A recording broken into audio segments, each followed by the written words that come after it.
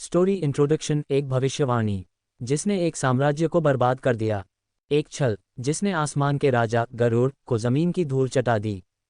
अंबरदीप साम्राज्य के राजकुमार सारंग राजवंशी का जन्म एक महान योद्धा बनने और पूरी दुनिया पर राज करने के लिए हुआ था। वह दिव्य गरुड़ के आशीर्वाद के साथ पैदा हुआ था, जिसके 8 शक्ति चक्र जन्म से ही जागृत थे। लेकिन उसी रात एक भयानक साजिश ने उसकी तकदीर बदल दी। उसके अपने ही पिता के सेवकों ने विद्रोह कर दिया और सारंग के शरीर से उसकी किस्मत और शक्तियां नोच ली गईं और उन्हें अजगर और मायापंछी की संतानों में डाल दिया गया।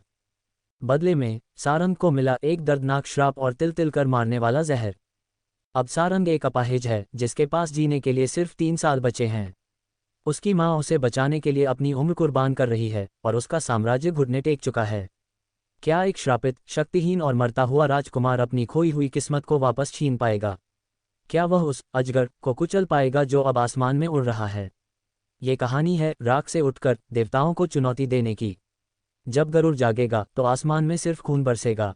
पढ़ते रहिए the king of birds, Garuda. Hello दोस्तों, welcome to my YouTube channel dragon Krishna novel world. आज की वीडियो एक कम्प्लीटली फिक्शनल नॉवल स्टोरी पर बेस्ड है। इस कहानी में दिखाए गए सभी कैरेक्टर, इवेंट और एक्शन सिर्फ इंटरटेनमेंट और स्टोरी टेलिंग के लिए हैं। ये कंटेंट किसी भी तरह की वायलेंस या रियल लाइफ हार्म को प्रमोट नहीं करता। चलिए शुरू करते हैं बिना किसी देरी के। धन्यवाद। The King of Birds, Garuda, Episode 11 to Bees. Welcome to my YouTube channel Dragon Krishna Novel World. This story is purely fictional and created only for entertainment purposes.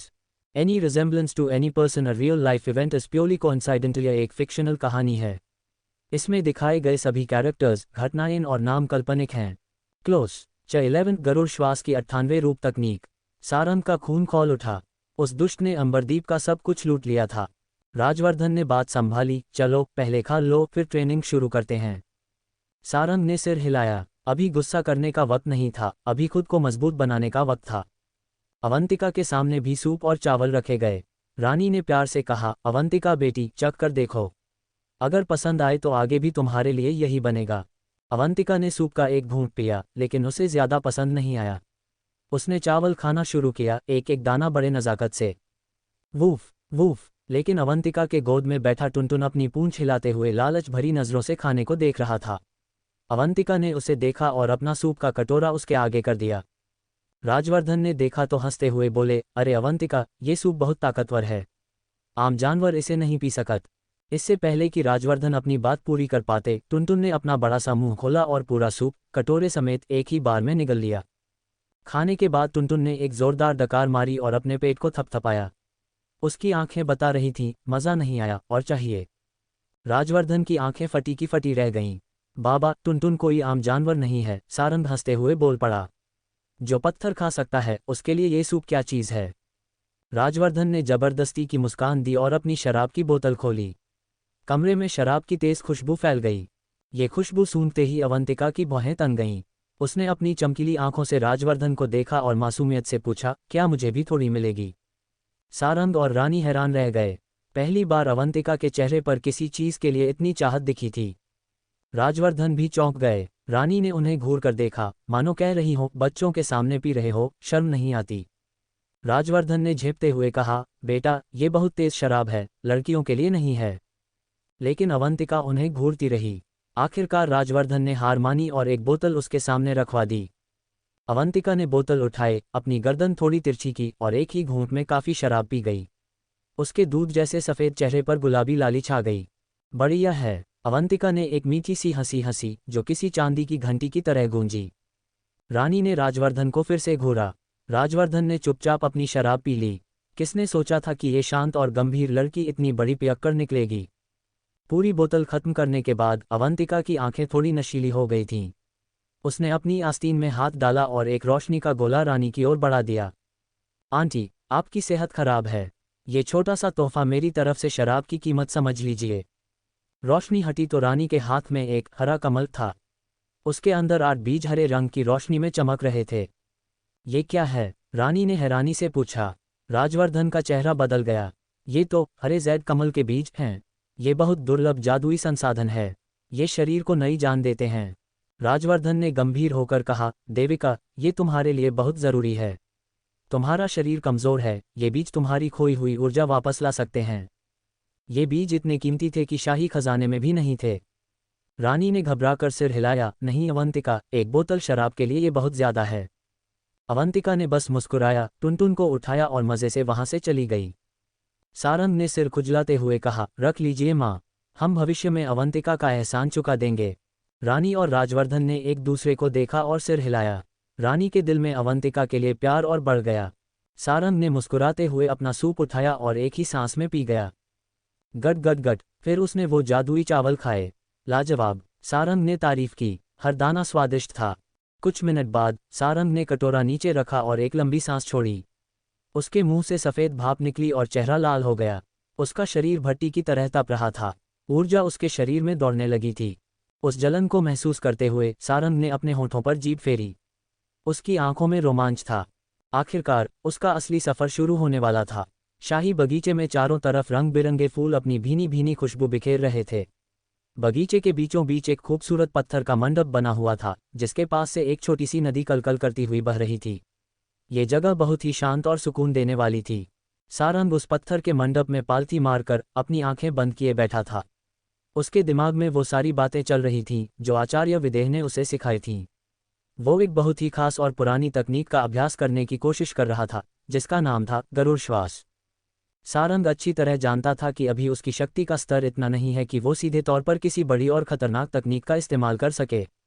अभी उसे सबसे पहले अपने शरीर के अंदर सालों से बंद पड़ी उन 8 शक्ति चक्रों को खोलना था, और इसके लिए उसे कुदरत में मौजूद असीम ऊर्जा को खींचकर अपने शरीर में जमा करना था।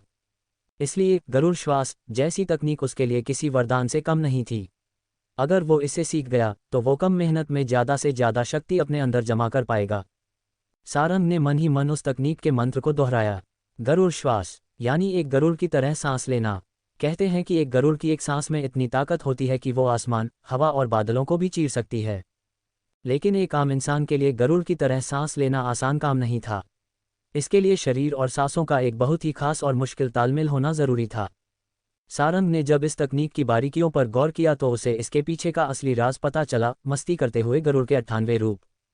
इसका मतलब साफ था कि इस तकनीक को सही से करने के लिए उसे 98 अलग अलग तरह की मुद्राओं का अभ्यास करना होगा। ये मुद्राएं ऐसी थीं जैसे कोई गरुड़ आज़ादी से हवा में खेल रहा हो। सारंग ने उन सभी 98 मुद्राओं को अपने दिमाग में अच्छी तरह से बिठाया और मंडप से बाहर निकलकर खुले मैदान में आ गया। उसने अपनी बाहें फैलाईं और एक गहरी सांस लेते हुए धीरे धीरे पहली मुद्रा बनाने की कोशिश की। शुरुआत में उसके हाथ पैर थोड़े कड़े और अजीब लग रहे थे। वो लड़खड़ाते हुए हिल रहा था। जब तक सारंग ने वो 98 मुद्राएं पूरी की, उसका पूरा शरीर पसीने से लथपथ हो चुका था। उसे ऐसा लग रहा था जैसे उसका शरीर किसी जलती हुई भट्टी की तरह तप रहा हो। लेकिन सबसे बड़ी परेशानी की बात यह थी कि इतना पसीना बहाने और शरीर तपने के बाद भी उसे अपने अंदर रत्ती भर भी शक्ति महसूस नहीं हुई। सारंग ने अपने माथे से पसीना पोंछते हुए खुद से कहा, ऐसा लग रहा है जैसे कुछ तो कमी रह गई है, कुछ तो है जो मैं मिस कर रहा हूँ। उसने हार नहीं मानी, वो बार बार अभ्यास करता रहा। करीब 1 घंटे तक लगातार पसीना बहाने के बाद सारंग बुरी तरह थक चुका था। उसने 3 बार उन 98 मुश्किल मुद्राओं को दोहराया था, लेकिन नतीजा वही था, 0। उसे अब लगने लगा था कि शायद वो कोई गलत तरीका अपना रहा है। बिना किसी गुरु के सामने अभ्यास करना वाकई बहुत मुश्किल है। सारंग ने हताश होकर अपना सिर हिलाया। वो फिर से अभ्यास शुरू करने ही वाला था कि तभी उसकी नज़र बाग के एक कोने पर पड़ी। वहाँ एक बेहद खूबसूरत लड़की खड़ी थी। वो कोई और नहीं, अवंतिका थी। अवंतिका को देखते ही सारंग की आंखों में एक चमक आ गई। वो मुस्कुराते हुए उसकी तरफ बढ़ा और बोला, अवंतिका, तुम बिल्कुल सही समय पर आई हो। मुझे तुम्हारी मदद चाहिए। क्या तुम मुझे गाइड कर सकती हो? अवंतिका ने अपनी गोद में एक छोटे से जानवर को पकड़ रखा था, जिसका नाम टुनटुन था। सारंग की बात सुनकर अवंतिका ने अपनी गर्दन थोड़ी सी टेढ़ी की और हल्का सा मुस्कुराते हुए अपने हाथ की 5 उंगलियां दिखाईं।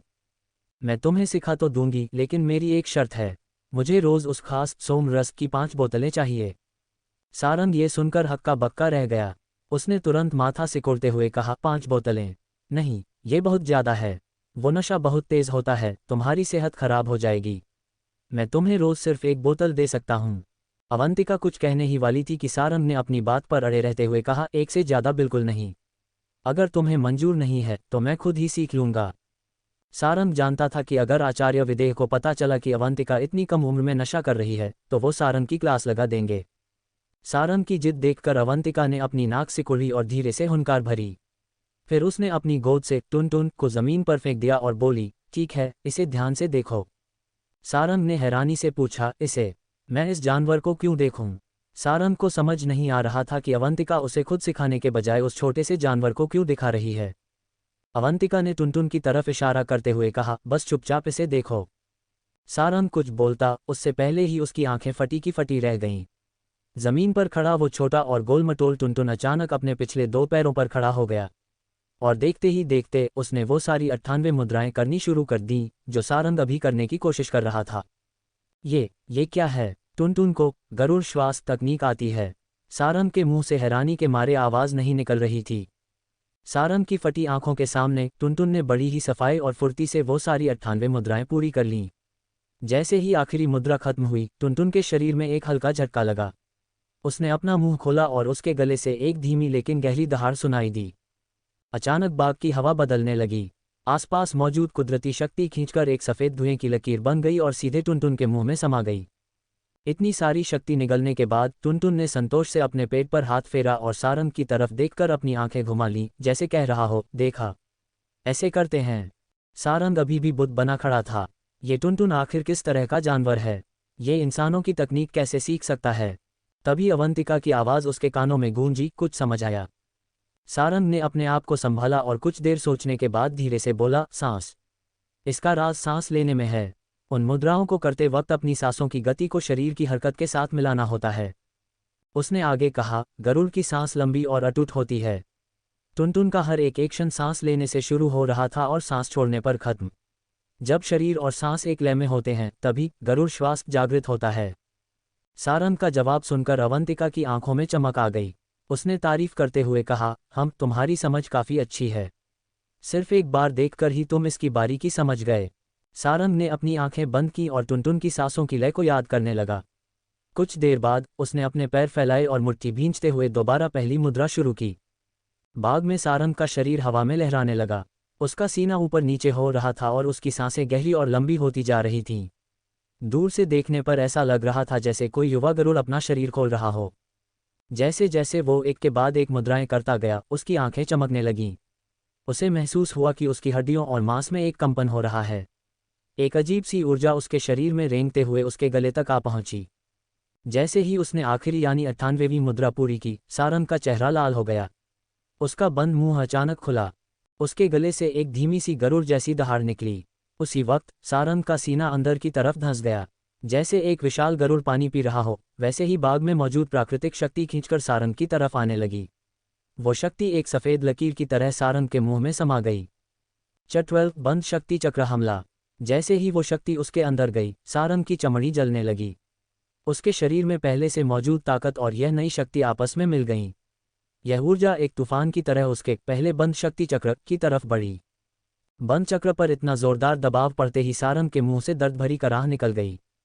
लेकिन उसने अपने दांत भींच लिए। दर्द बहुत था, पर वो रुका नहीं। उसने उस ऊर्जा को बार बार अपने बंद चक्र से टकराया। काफ़ी देर तक ये सिलसिला चलता रहा, जब तक कि वो सारी शक्ति खत्म नहीं हो गई। सारंग पसीने से तरबतर था, लेकिन उसकी आंखों में जीत की खुशी थी। कमाल की तकनीक है ये। उसने महसूस किया कि शाही खजाने वाली तकनीकों से जितनी शक्ति मिलती थी, उससे 10 गुना ज़्यादा शक्ति उसे इस गरुड़ श्वास से मिली थी। अवंतिका, जो सब कुछ देख रही थी, बोली, अभी तो तुम सिर्फ शुरुआत कर रहे हो। जब तुम इसमें माहिर हो जाओगे तो तुम्हें इन मुद्राओं की ज़रूरत नहीं पड़ेगी। तब तुम चलते फिरते कभी भी सांस के जरिए शक्ति खींच सकोगे। क्लोज। सारंग ये सुनकर रोमांचित हो गया। अगर ऐसा हुआ तो उसकी ताकत बढ़ने की रफ्तार कितनी तेज हो जाएगी। सारंग ने अपनी मुट्ठी भींचते हुए कहा, अभी मैंने महसूस किया कि मेरे पहले चक्र का एक छोटा सा हिस्सा खुल गया है। अगर मैं ऐसे ही लगा रहा तो 1 महीने से भी कम समय में मैं अपना पहला चक्र पूरी तरह खोल लूंगा। चलो दोबारा शुरू करते हैं। थोड़ा आराम करने के बाद सारंग फिर से खड़ा हो गया, लेकिन अवंतिका ने उसे रोक दिया। अवंतिका ने ठंडे स्वर में कहा, क्या तुम पागल हो गए हो? चक्रों पर बार बार प्रहार करने से वो क्षतिग्रस्त हो सकते हैं। ज़्यादातर लोग दिन में सिर्फ एक बार यह कोशिश करते हैं ताकि उनकी नसों को आराम मिल सके। अगर तुम ज़्यादा करोगे तो तुम्हारी नसें फट सकती हैं। सारंग रुक गया। वो यह नियम जानता था, लेकिन उसने अपनी आंखें बंद करके अपने शरीर को महसूस किया। उसने हिचकिचाते हुए कहा, लेकिन अवंतिका, मुझे लग रहा है कि मेरे चक्र अभी और दबाव सह सकते हैं। मुझे कोई थकान या कमजोरी महसूस नहीं हो रही। अब हैरान होने की बारी अवंतिका की थी। उसने अपनी बड़ी बड़ी आंखों से सारंग को घूरते हुए पूछा, क्या सच में? 10% commission on friend, privacy underscore small, close underscore button. 10% commission on friend. Sarang ने गंभीरता से सिर हिलाया। अवंतिका कुछ देर सोच में पड़ गई, फिर बोली, हो सकता है कि क्योंकि तुम बचपन में एकलव्य रैंक तक पहुंच चुके थे, इसलिए तुम्हारे चक्र आम लोगों से ज्यादा मजबूत हैं। भले ही वो अब बंद हैं, पर उनकी क्षमता ज्यादा है। अवंतिका ने अपने हाथ पीछे बांध लिए, जिससे उसका व्यक्तित्व और भी प्रभावशाली लग रहा था। उसने सारंग की आंखों में देखते हुए चुनौती दी। तो फिर ठीक है, कोशिश करो। मैं भी देखना चाहती हूं कि तुम एक दिन में अपने चक्रों पर कितनी बार प्रहार कर सकते हो। अवंतिका की गहरी और चमकीली आंखें लगातार सारंग का पीछा कर रही थीं। उसकी निगरानी में सारंग ने एक बार फिर से उन 98 मुद्राओं का अभ्यास शुरू किया। इस बार उसकी हरकतों में पहले से ज्यादा ठहराव और अनुभव नजर आ रहा था। उसकी सांसें उसके शरीर की हरकतों के साथ एक लय में चल रही थीं, जिससे वो और भी ज्यादा स्वाभाविक लग रहा था। जैसे ही आखिरी मुद्रा पूरी हुई, सारंग ने अपना मुंह खोला और उसके गले से एक धीमी मगर गहरी गरुड़ की दहाड़ निकली। उसका शरीर एक झटके से कांप उठा। आसपास मौजूद कुदरती शक्ति एक सफेद धारा बनकर उसकी ओर खींची चली आई। सारंग ने एक ही झटके में उस पूरी शक्ति को अपने अंदर खींच लिया। जैसे ही वो शक्ति उसके अंदर गई, सारंग का शरीर किसी जलती हुई भट्टी की तरह तपने लगा। उसने अपने दिमाग से उस शक्ति को दिशा दी और उसे अपनी पहली बंद नाड़ी की ओर मोड़ दिया। शक्ति की लहरें बार बार उस बंद दरवाजे से टकराने लगीं। ये सिलसिला करीब आधे घंटे तक चला। सारंग का शरीर लाल रोशनी में चमकने लगा और गर्मी की वजह से उसका पसीना भाप बनकर उड़ने लगा। उसे महसूस हुआ कि उसकी पहली नाड़ी अब और भी ज्यादा ढीली हो गई है। उसके होठों पर एक संतोषजनक मुस्कान आ गई। थोड़ा आराम करने के बाद उसने फिर से अवंतिका की नज़रों के सामने उन 98 मुद्राओं का अभ्यास शुरू कर दिया। अगले कुछ घंटों में 2 बार और गरुड़ की दहाड़ सुनाई दी। इसका मतलब था कि सारंग ने 2 बार और अपनी नाड़ियों पर प्रहार किया था। पहले के 2 और अब के 2, कुल मिलाकर 4 बार। एक ही दिन में 4 बार नाड़ियां खोलने की कोशिश। एक आम इंसान, जिसने अभी अपनी पहली नाड़ी नहीं खोली हो, वो दिन में सिर्फ एक बार ही ये कोशिश कर पाता है, क्योंकि उसके बाद दर्द बर्दाश्त से बाहर हो जाता है। लेकिन सारंग ने इसे 4 बार किया था। उसकी नाड़ियां आखिर कितनी मजबूत थीं। पास खड़ी अवंतिका की शांत आंखों में भी अब हैरानी की लहरें उठने लगी थीं। उधर सारंग का तपता हुआ शरीर जमीन पर निढाल पड़ा था। उसे अपनी नाड़ियों में हल्का हल्का दर्द महसूस हो रहा था। ये इशारा था कि 4 बार कोशिश करने के बाद अब उसकी नाड़ियां अपनी सीमा पर पहुंच चुकी हैं। लेकिन दर्द के बावजूद सारंग के चेहरे पर जीत की मुस्कान थी। उसने अपनी पहली नाड़ी को महसूस किया। चौथी कोशिश के बाद वो और भी ज्यादा खुल गई थी। उसने खुद से कहा, अगर रफ्तार यही रही तो मुझे 1 महीना भी नहीं लगेगा। सिर्फ 10 दिन में मैं अपनी पहली नाड़ी पूरी तरह खोल लूंगा। ये सोचते ही सारंग का दिल जोर से धड़कने लगा। आचार्य विदेह ने कहा था कि दोबारा नाड़ियां खोलना बहुत मुश्किल होगा, इसलिए सारंग ने सोचा था कि इसमें कई महीने लग जाएंगे। लेकिन गरुड़ श्वास तकनीक और उसकी खुद की मजबूत नाड़ियों ने इस समय को इतना कम कर दिया था। नायरा ने अपनी पहली नाड़ी खोलने में 1 महीना लगाया था और वो व्योम अकादमी में सबसे तेज मानी जाती थी। तो जरा सोचिए, 10 दिन की रफ्तार क्या कहर ढाएगी। हाँ, सारंग जानता था कि नायरा ने अपनी मेहनत और काबिलियत से वो मुकाम हासिल किया था। उसके पास न तो कोई शक्ति खींचने की तकनीक थी, न 9 जानवरों का सूप और न ही जादुई चावल। इसलिए कौन बेहतर है, ये कहना मुश्किल था। लेकिन एक बात तय थी, चूंकि सारंग दूसरी बार अपनी नाड़ियां खोल रहा था, इसलिए जब उसकी पहली नाड़ी खुलेगी तो वो नायरा से कहीं ज्यादा ताकतवर होगा। कितना ज्यादा, ये तो वक्त ही बताएगा। लगता है दादाजी ने भी तुम जैसे दोबारा शुरुआत करने वाले को कमतर आंका था। अवंतिका की आवाज में थोड़ी सी हैरानी छिपी थी। सारंग हंस पड़ा, मेरे जैसा बदकिस्मत इंसान शायद ही कोई और होगा। अवंतिका ने सहमति में सिर हिलाया और उसके चेहरे पर एक हल्की मुस्कान आ गई। ये सच है, पैदा होते ही खुली नाड़ियां मिलना और फिर उनका बंद हो जाना, ऐसी हालत सच में बहुत कम देखने को मिलती है। ची, तभी जमीन पर बैठे टुनटुन ने सारंग की ओर इशारा किया। उसकी आंखों में साफ मजाक दिख रहा था, जैसे कह रहा हो, बड़ी बातें करना बंद कर। एक छोटे से जानवर से मजाक उड़ते देख सारंग ने दांत पीसे। उसने पास पड़ा एक पत्थर उठाया और टुनटुन की तरफ दे मारा। लेकिन टुनटुन ने उस पत्थर को एक ही बार में निगल लिया और सारंग को एक खतरनाक और चिढ़ाने वाली नज़र से देखा।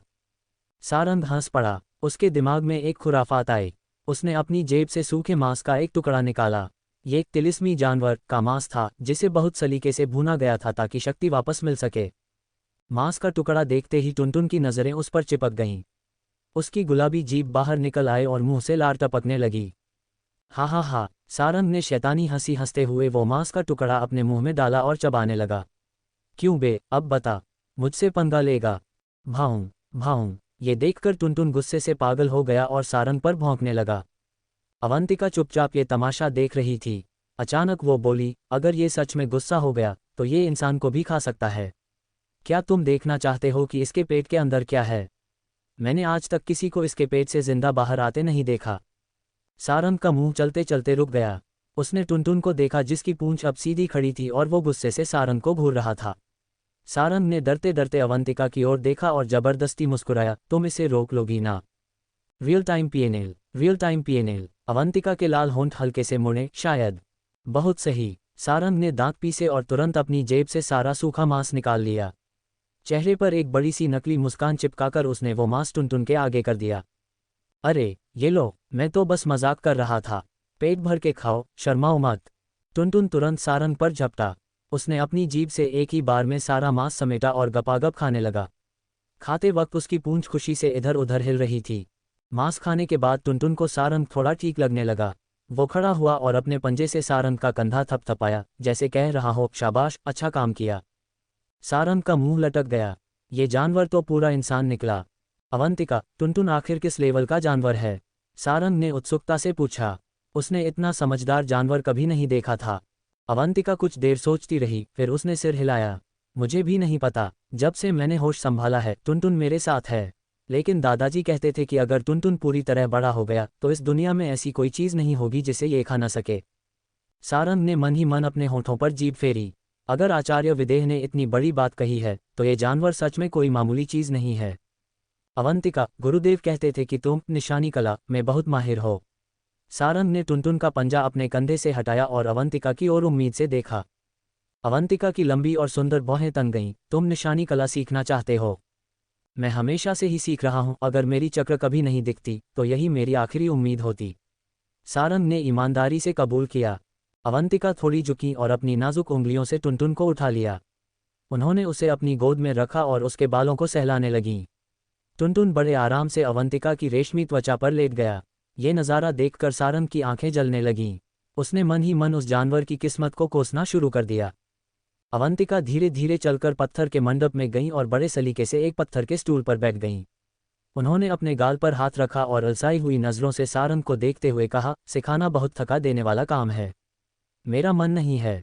सारंग भी दूसरे स्टूल पर बैठ गया और अपना पुराना दांव खेला। माना कि वो सोम रस बहुत अच्छा है, लेकिन दुनिया में उससे भी बेहतर चीज़ें हैं।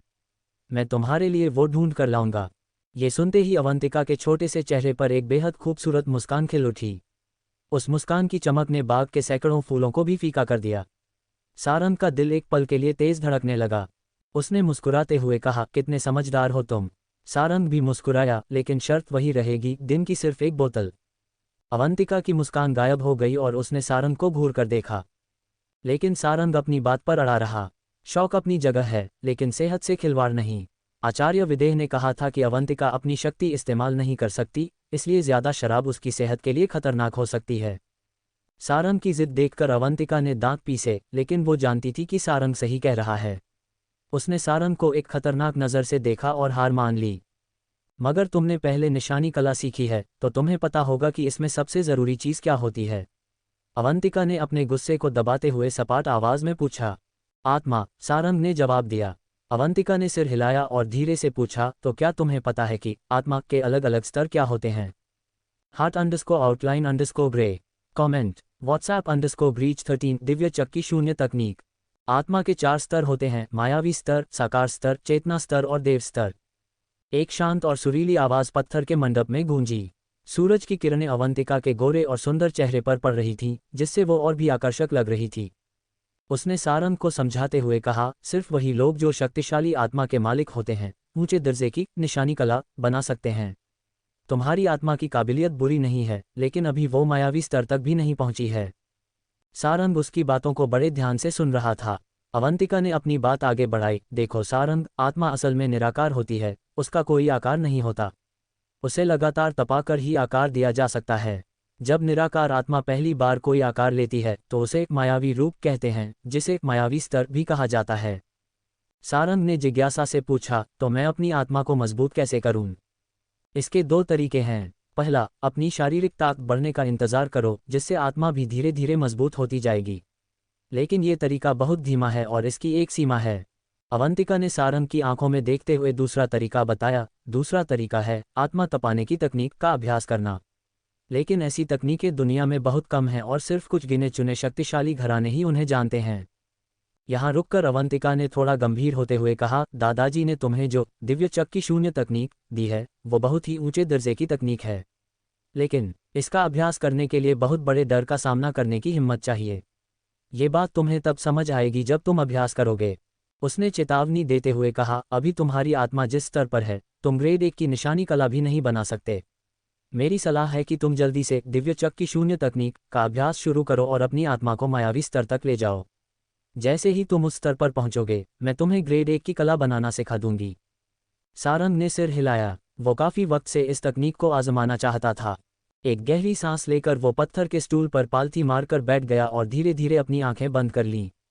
अंधेरा छा गया और सारंग के दिल की धड़कनें धीमी होने लगीं।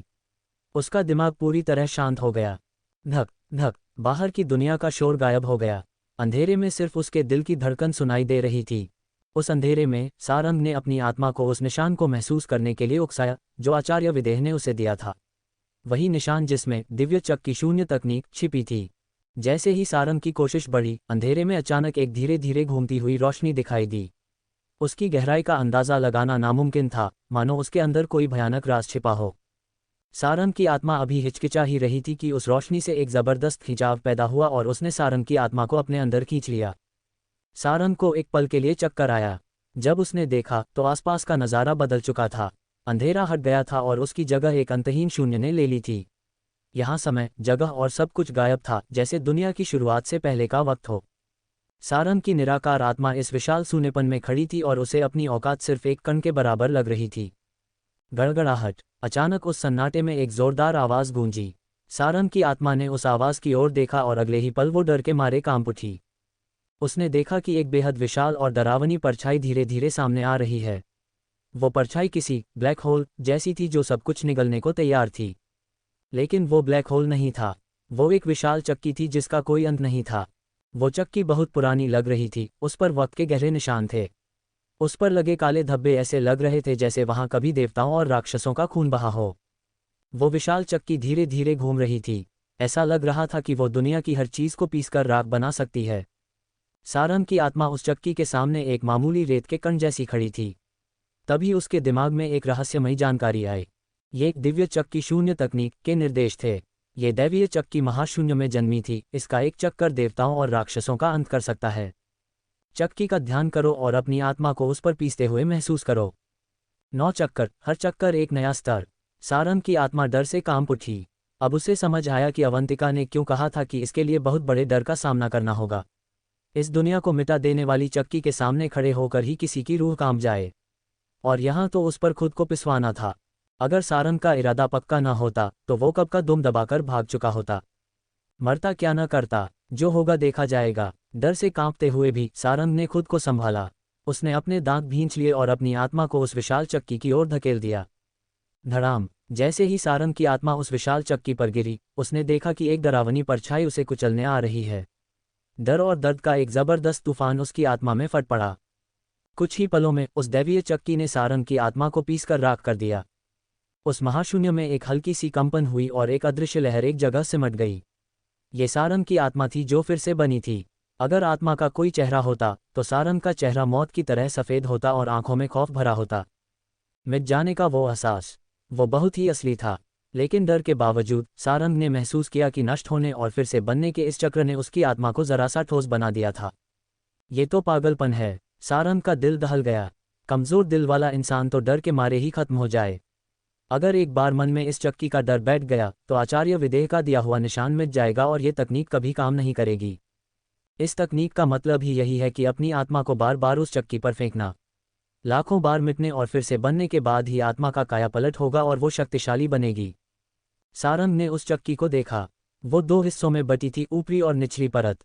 उन दोनों के बीच एक गहरी सुनहरी लकीर थी जो किसी पैमाने की तरह थी। ये तकनीक सच में कमाल की है।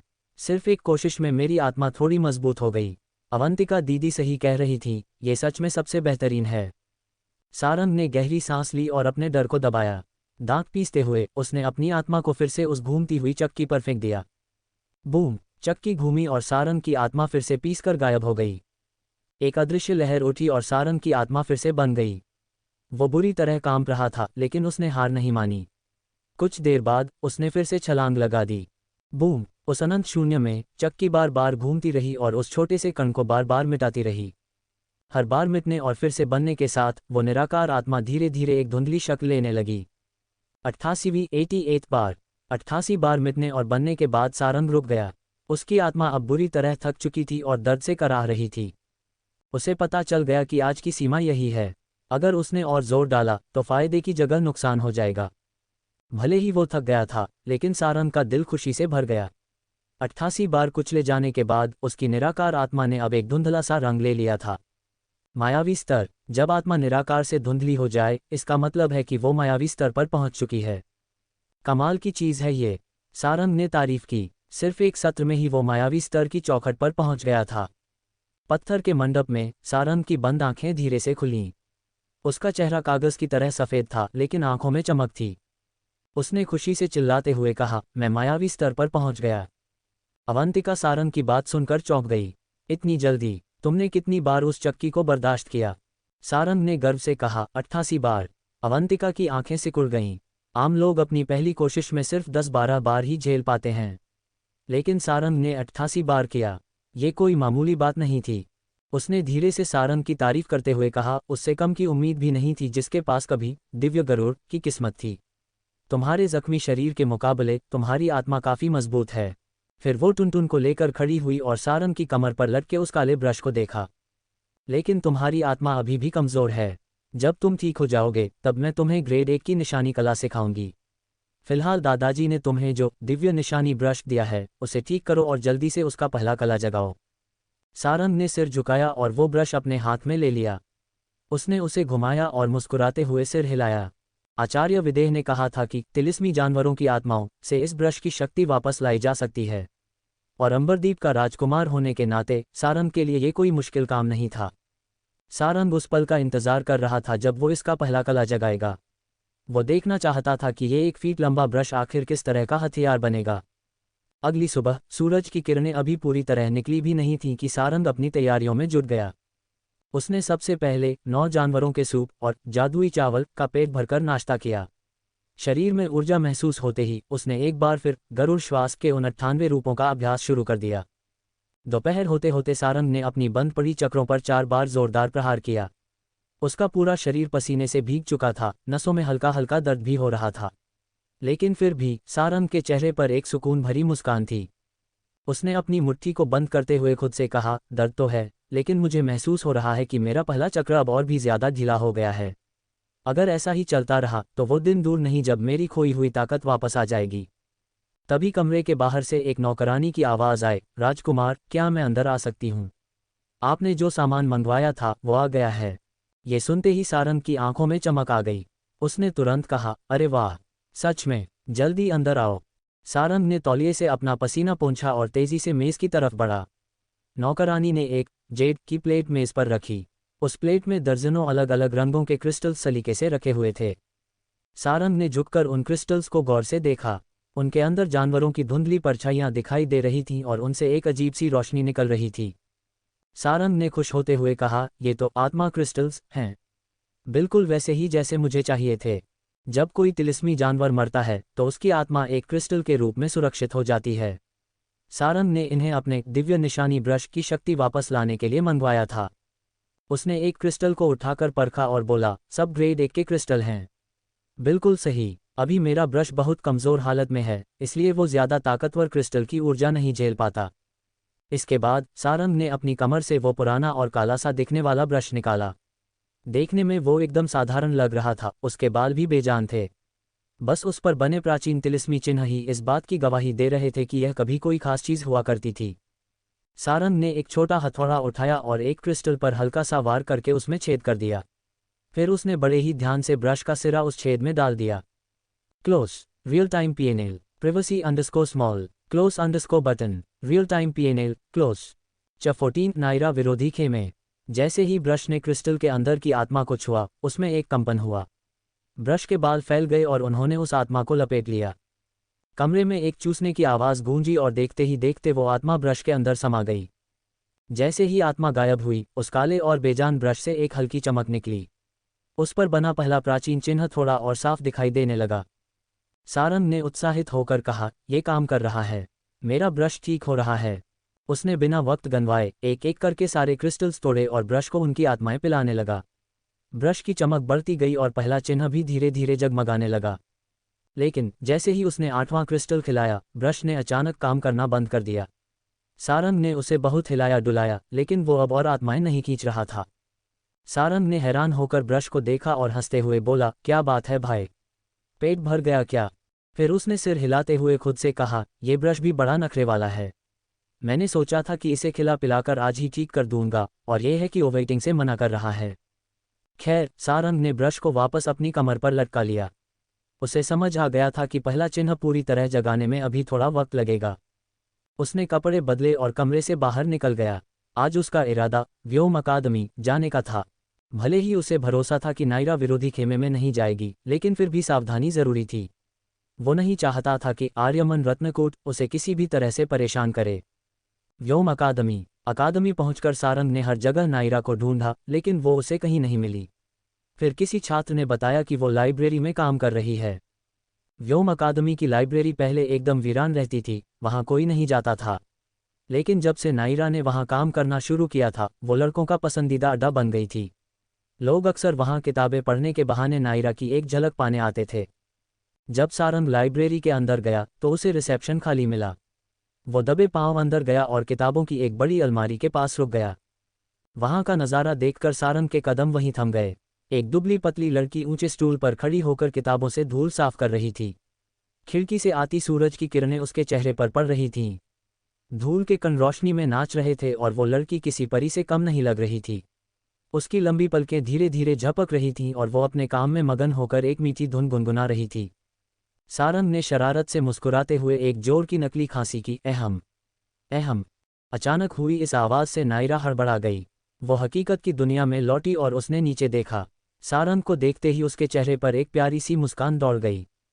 सारंग उस स्टूल के ठीक नीचे खड़ा था। उसने जैसे ही सर उठाकर ऊपर देखा तो वो एक पल के लिए सन रह गया। नायरा ने अकादमी की स्कर्ट वाली यूनिफॉर्म पहनी हुई थी। नीचे से सारंग को उसकी लंबी, गोरी और सुराहीदार टांगें साफ दिखाई दे रही थीं। वो इतनी चमकदार थी जैसे संगमरमर से तराशी गई हों। नायरा को जैसे ही सारंग की नज़र का एहसास हुआ, उसका गोरा चेहरा शर्म से टमाटर की तरह लाल हो गया। उसने गुस्से और शर्म से चिल्लाते हुए कहा, राजकुमार, अपनी नज़रें हटाइए। हड़बड़ाहट में उसने अपने हाथ में पकड़ी भारी किताब हिला दी। किताब हिलते ही बरसों पुरानी धूल का एक गुबार सीधा सारंग की आंखों में गिरा। सारंग ने तुरंत अपनी आंखों पर हाथ रख लिया और नाटक करते हुए चिल्लाया, आह, मेरी आंखें, मैं अंधा हो गया, मुझे कुछ दिखाई नहीं दे रहा। नायरा घबराकर फुर्ती से स्टूल से नीचे कूदी। उसने सारंग को घूरते हुए कहा, बिल्कुल छिछोरे हो तुम, तुम्हें शर्म नहीं आती। सारंग ने अपनी आंखें खोलीं, जो बिल्कुल ठीक थीं। उसने बड़ी मासूमियत से कंधे उचकाते हुए कहा, अरे, वो तो गलती से हो गया था। मेरा कोई गलत इरादा नहीं था, मैं तो बस तुम्हें देख रहा था। नायरा ने अपनी नाक सिकुड़ी और ताना मारा, अच्छा जी, आज हमारे बेफिक्र राजकुमार यहाँ कैसे पधारे? रास्ता तो नहीं भूल गए? सारंग ने मजाक करते हुए उसके करीब जाकर कहा, हे, अगर मैं नहीं आता तो मुझे डर था कि कोई मेरी नन्ही नायरा को चुरा न ले जाए। नायरा का चेहरा शर्म से और लाल हो गया। उसने झल्लाहट में कहा, उफ, कितना चीप है, मुझे ऐसे मत बुलाओ, बहुत अजीब लगता है। फिर उसने मुंह फुलाते हुए शिकायत की, वैसे तुम्हारी जासूसी सही है, तुम्हें भी पता चल गया ना? वो आर्यमन रत्नकूट कई बार मेरे पास आया है, बहुत पकाऊ इंसान है वो। ये सुनते ही सारंग की आंखों में गंभीरता आ गई। उसने पूछा, उसने तुमसे बी क्लास में आने को कहा? सारंग ने मन ही मन सोचा, उस आर्यमन रत्नकूट की इतनी हिम्मत कि वो मेरी दीवार में सेंध लगाने की कोशिश करे। नायरा ने सिर हिलाया, हाँ, वो मुझे अपने खेमे में शामिल करना चाहता है। सारंग ने पूछा, उसने क्या ऑफर दिया? नायरा ने सारंग की आंखों में देखते हुए कहा, उसने दौलत और ताकत की बात तो की ही, साथ ही वादा किया कि अगर मैं सृजन शक्ति के चक्रधारी स्टेज पर पहुंच गई तो वो मुझे टियर 3 की जादुई तकनीक देगा। सारंग हैरान रह गया, टियर 3 की तकनीक? बड़ा दिलदार बन रहा है वो तो। हमारे शाही खजाने में भी सबसे ऊंची टियर 4 की ही है। नायरा की आंखों में एक चमक आ गई और उसने धीमी आवाज में कहा, लेकिन मैंने उसे मना कर दिया। मना कर दिया? फिर उसने क्या कहा? नायरा ने हंसते हुए बताया, वो खुश नहीं था। उसने मुझसे पूछा कि राजकुमार ने तुम्हें ऐसा क्या दिया है जो तुम उनकी वफादार हो। तो मैंने उससे कह दिया कि। नायरा एक पल के लिए रुकी और फिर बोली, मैंने कहा, राजकुमार ने मुझे कुछ नहीं दिया।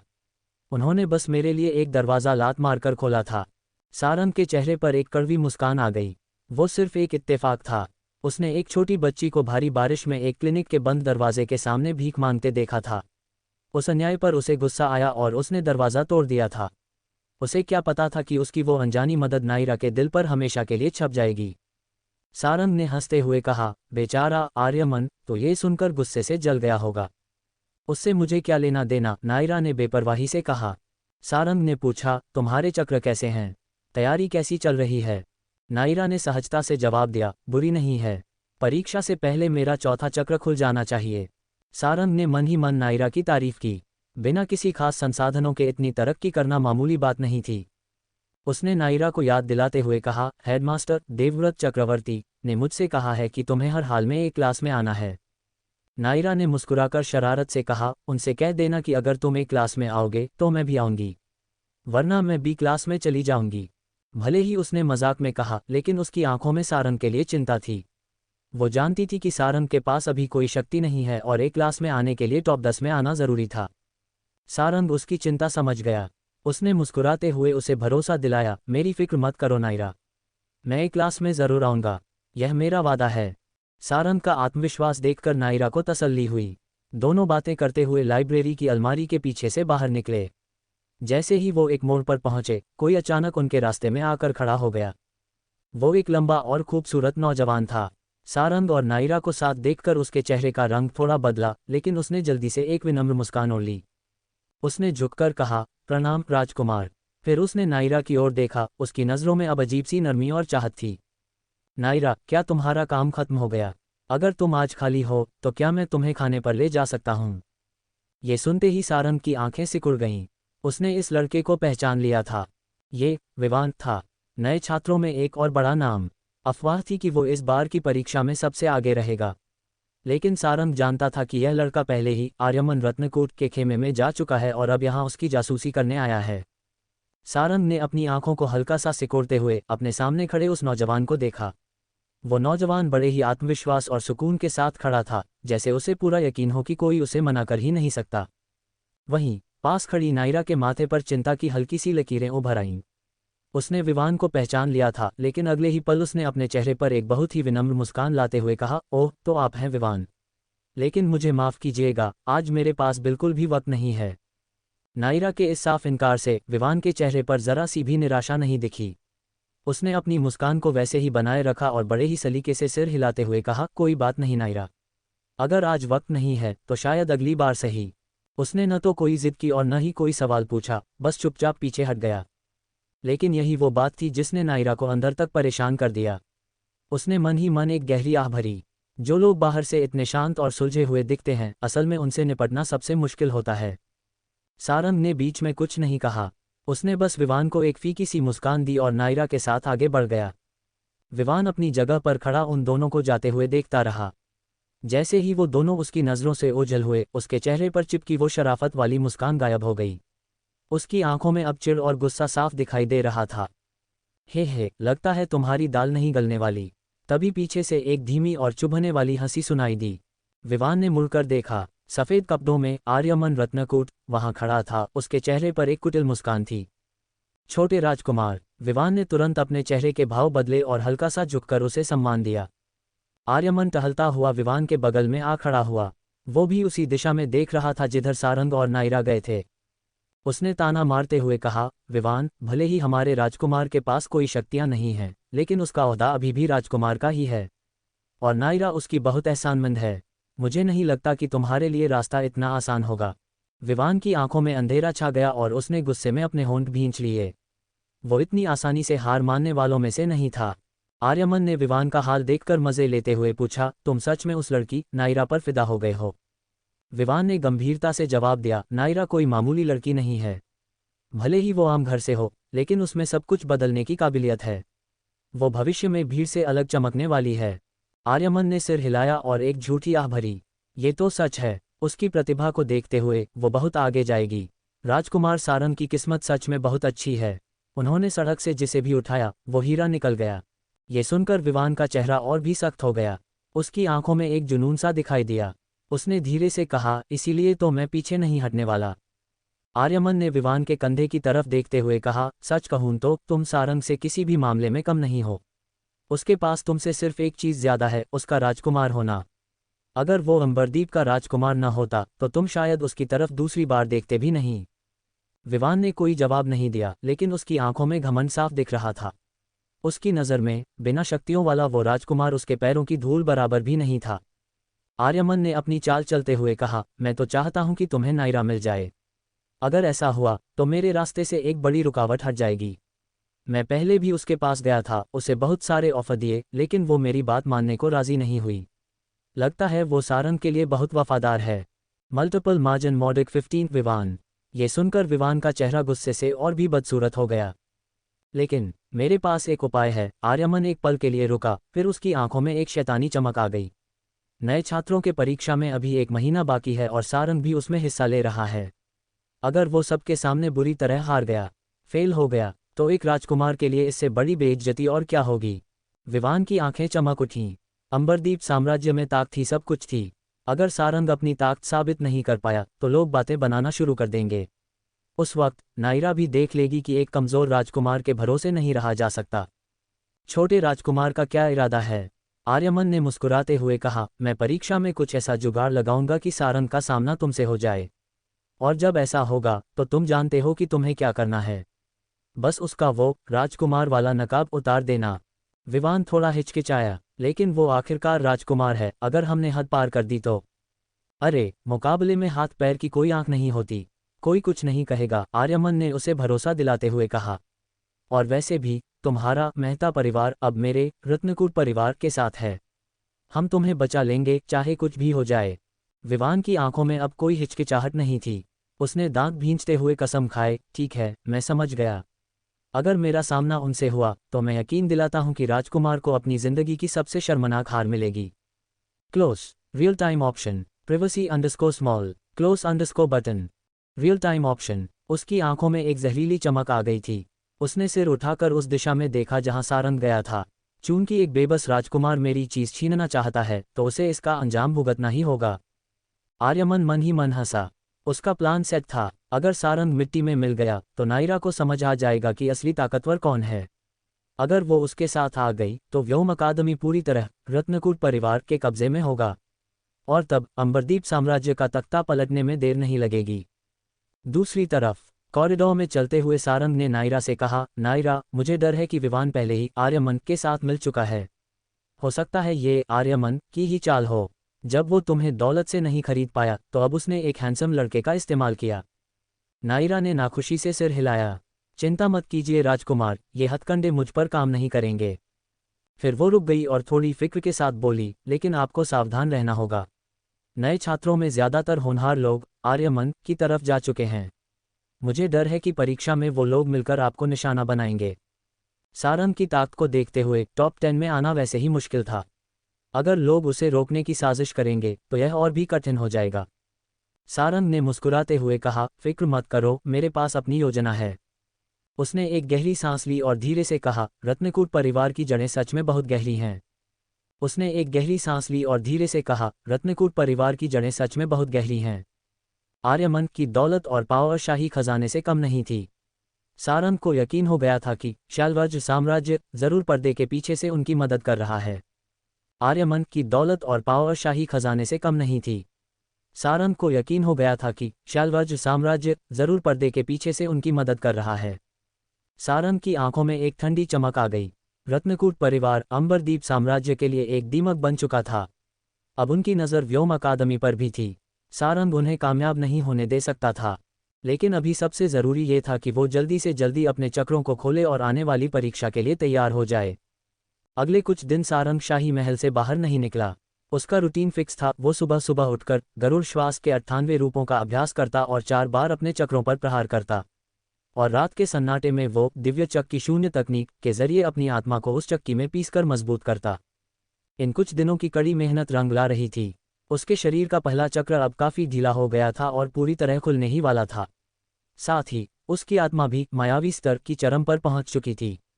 अपनी शक्तियों को बढ़ता देख सारंग का जोश दुगना हो गया था। एक और दिन डिंग, सारंग के हाथ में मौजूद छोटे हथौड़े ने मेज पर रखे एक जीव आत्मा क्रिस्टल पर चोट की और उसमें एक छोटा सा छेद कर दिया। उसने तुरंत अपना दिव्य निशानी ब्रश उस छेद में डाला। ब्रश के सिरे पर मौजूद बालों ने घूमकर क्रिस्टल के अंदर की आत्मा को एक ही झटके में सोख लिया। बज़, जैसे ही सारंग अगले क्रिस्टल को तोड़ने वाला था, अचानक ब्रश से एक धीमी सी भिनभिनाने की आवाज़ आई। उसी वक्त ब्रश के काले और पुराने शरीर से एक अजीब सी रोशनी फूट पड़ी। क्वार्टरली ऑप्शंस ऑन बाईटीसी, क्वार्टरली ऑप्शंस ऑन बाईटीसी। सारंग पहले तो हैरान हुआ, फिर उसके चेहरे पर खुशी की लहर दौड़ गई। उसने देखा कि ब्रश पर बना पहला प्राचीन निशानी कला पूरी तरह जगमगा उठा था। उस चिन्ह से एक रहस्यमयी चमक निकल रही थी जो पूरे कमरे में फैल गई। साफ था कि कई दिनों तक आत्माओं को सोखने के बाद ब्रश की कुछ शक्तियां और वापस आ गई थीं। सारंग ने खुशी से कहा, गुरुदेव और अवंतिका दीदी ने कहा था कि पहला चिन्ह जलते ही मुझे इसके चमत्कारों का पता चलेगा। मैं सच में देखना चाहता हूं कि इस दिव्य हथियार में आखिर क्या खास बात है। सारंग की आंखें चमक उठीं। वो काफी समय से इस ब्रश के राज जानने के लिए बेताब था। ब्रश को मुट्ठी में भींचते हुए सारंग ने धीरे धीरे अपनी आंखें बंद कर लीं। ब्रश से फूटी रोशनी सीधे उसके दिमाग से जुड़ गई और एक गुप्त संदेश उसके जहन में गूंजने लगा। दिव्य निशानी ब्रश का पहला चिन्ह कला और शस्त्र। क्या ये ब्रश सारंग की किस्मत बदलने वाला था? क्या सारंग अपना पहला चक्र खोल पाएगा? और क्या आर्यमन की साजिश कामयाब होगी? कला और शस्त्र। सारंग की आंखें खुलने के बाद चमक उठीं।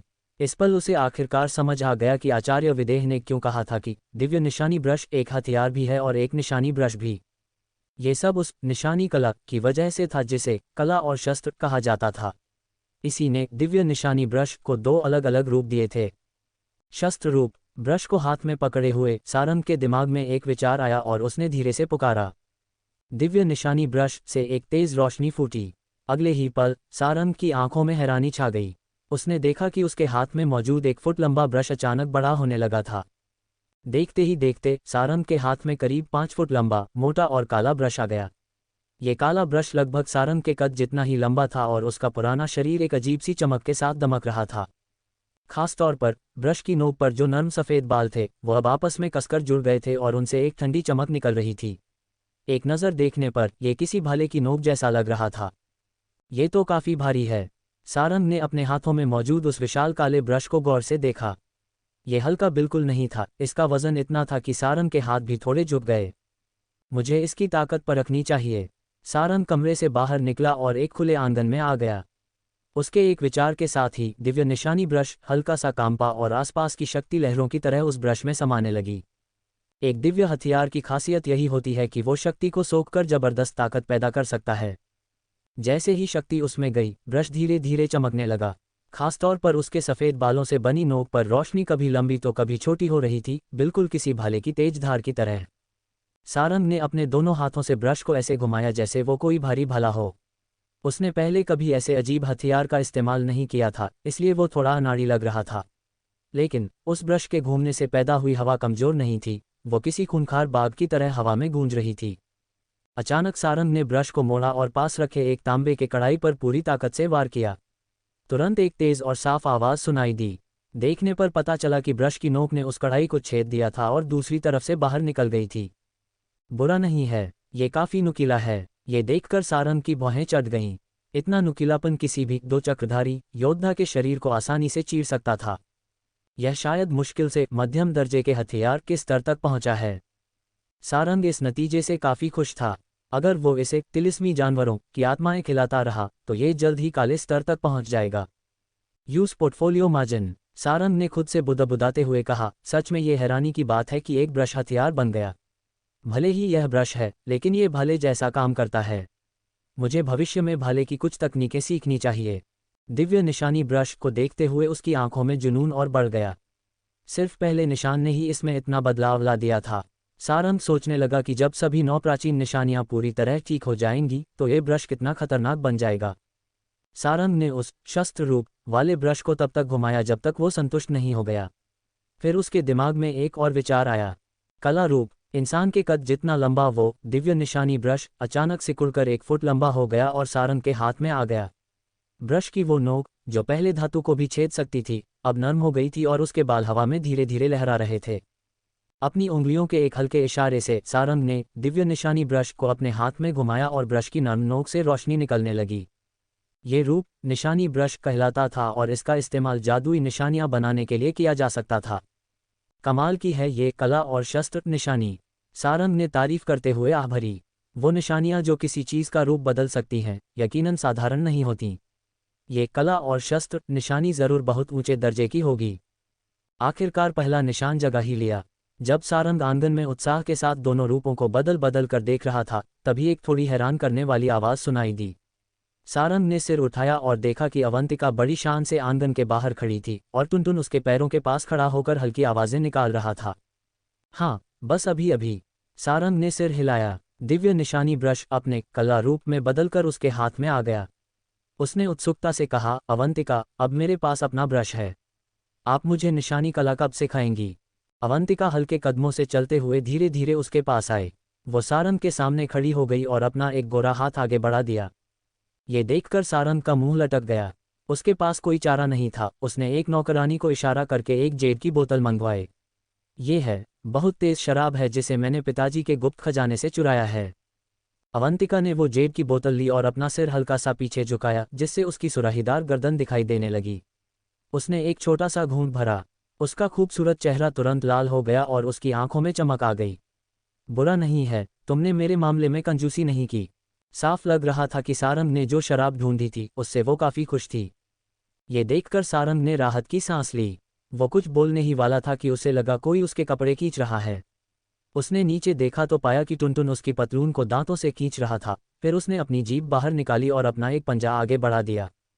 तू भी बिल्कुल अपनी मालकिन जैसा ही है। सारंग मन ही मन उसे कोसना शुरू कर दिया, लेकिन वो कर भी क्या सकता था। उसने नौकरानी को सूखे तिलिस्मी मांस की एक प्लेट लाने का आदेश दिया और उसे अपने पैरों के पास रख दिया। तब जाकर टुनटुन ने सारंग को छोड़ा। वो बड़े मज़े से लेट गया और मांस के हर टुकड़े को एक ही बार में निगलने लगा। स्वादिष्ट मांस का मज़ा लेते हुए उसकी आंखें खुशी से सिकुड़ गई थीं। सारंग नीचे बैठा और टुनटुन के मुलायम बालों को जोर जोर से सहलाने लगा। जवाब में टुनटुन ने बस एक नज़र उस पर डाली। उसने सोचा कि मांस लाने की वजह से इस बदतमीज़ लड़के को माफ़ कर देना चाहिए। ठीक है, आज मैं तुम्हें ग्रेड 1 की निशानी कला सिखाऊंगी। शराब के कुछ घूंट पीने के बाद अवंतिका ने संतुष्टि से सिर हिलाया और पत्थर के मंडप की ओर चल दी। वहां पत्थर की मेज़ पर अभ्यास के लिए जेड की तख्तियां पहले से ही रखी हुई थीं। अवंतिका मेज़ के सामने खड़ी हो गई और सारंग की ओर एक नज़र डालते हुए बोली, पहले मैं लिखूंगी, तुम देखना। उसने अपनी मुट्ठी भींची और एक पतला सा हरा ब्रश उसके हाथ में आ गया। इस ब्रश से हल्की हरी चमक निकल रही थी और उस चमक के भीतर कई छोटे छोटे निशान उड़ते हुए दिख रहे थे, जो इसे बेहद रहस्यमयी बना रहे थे। ये नज़ारा देखकर सारंग का दिल भी थोड़ा मचल गया। अवंतिका का ये ब्रश यकीनन कोई साधारण चीज़ नहीं था। ब्रश हाथ में लेते ही अवंतिका का खूबसूरत चेहरा गंभीर हो गया। उसके शरीर से एक अलग ही आभा निकलने लगी। ब्रश की नोक धीरे से जेड की तख्ती पर टिकी और उसकी मर्जी के मुताबिक चलने लगी। सारंग बगल में खड़ा होकर अवंतिका के धीरे धीरे चलते हाथ को देख रहा था। वो मन ही मन तारीफ किए बिना नहीं रह सका। कितने सुंदर हाथ हैं। अवंतिका के छोटे और पतले हाथ किसी जेड की तरह चमक रहे थे। वो इतने सुंदर थे कि किसी के लिए भी उनसे नज़रें हटाना मुश्किल था। लेकिन सारंग ने उस पर ज़्यादा ध्यान देने की हिम्मत नहीं की और उसकी नज़रें बहुत जल्द जेड की तख्ती पर टिक गईं। जैसे ही अवंतिका का आखिरी स्ट्रोक पूरा हुआ, तख्ती पर तुरंत रोशनी उभर आई। एक पेचीदा निशान उस तख्ती पर किसी जिंदा चीज़ की तरह उभर आए और उसमें से एक बाघ की दहाड़ धीमी आवाज़ में सुनाई दी। अवंतिका ने बिना किसी उत्साह के समझाया, इसे बागदहार निशानी कला कहते हैं और यह एक ग्रेड 1 की निशानी कला है। इसे गले पर बनाया जा सकता है और जब इसे इस्तेमाल किया जाता है तो एक बाघ की दहाड़ जैसी आवाज़ निकलती है। अगर इसे नज़दीक से इस्तेमाल किया जाए तो ये दुश्मन को सुन्न भी कर सकता है। एक आवाज़ वाली निशानी कला। सारंग थोड़ा हैरान रह गया। इस तरह की निशानियाँ काफ़ी दुर्लभ होती थीं। अगर सही समय पर इस्तेमाल किया जाए तो ये जान बचा सकती है या लड़ाई का पासा भी पलट सकती है। ज़रा ध्यान से देखो, इस निशानी कला में कितने स्ट्रोक्स हैं? अवंतिका ने बड़े ही सामान्य ढंग से पूछा। जब सारंग ने ये सुना तो वो समझ गया कि अवंतिका निशानियों में उसकी बुनियाद पर रखना चाहती है। आखिर कोई निशानी चाहे कितने भी ऊंचे दर्जे की हो, वो कई स्ट्रोक्स के मेल से ही बनती है। इन स्ट्रोक्स को पहचानने की क्षमता ही सीखने की पहली सीढ़ी है। सारंग ने जेब की तख्ती पर बनी उस बाग दहाड़ निशानी को गौर से देखा। कुछ देर बाद उसने धीरे से कहा, मैं 437 स्ट्रोक्स देख सकता हूँ।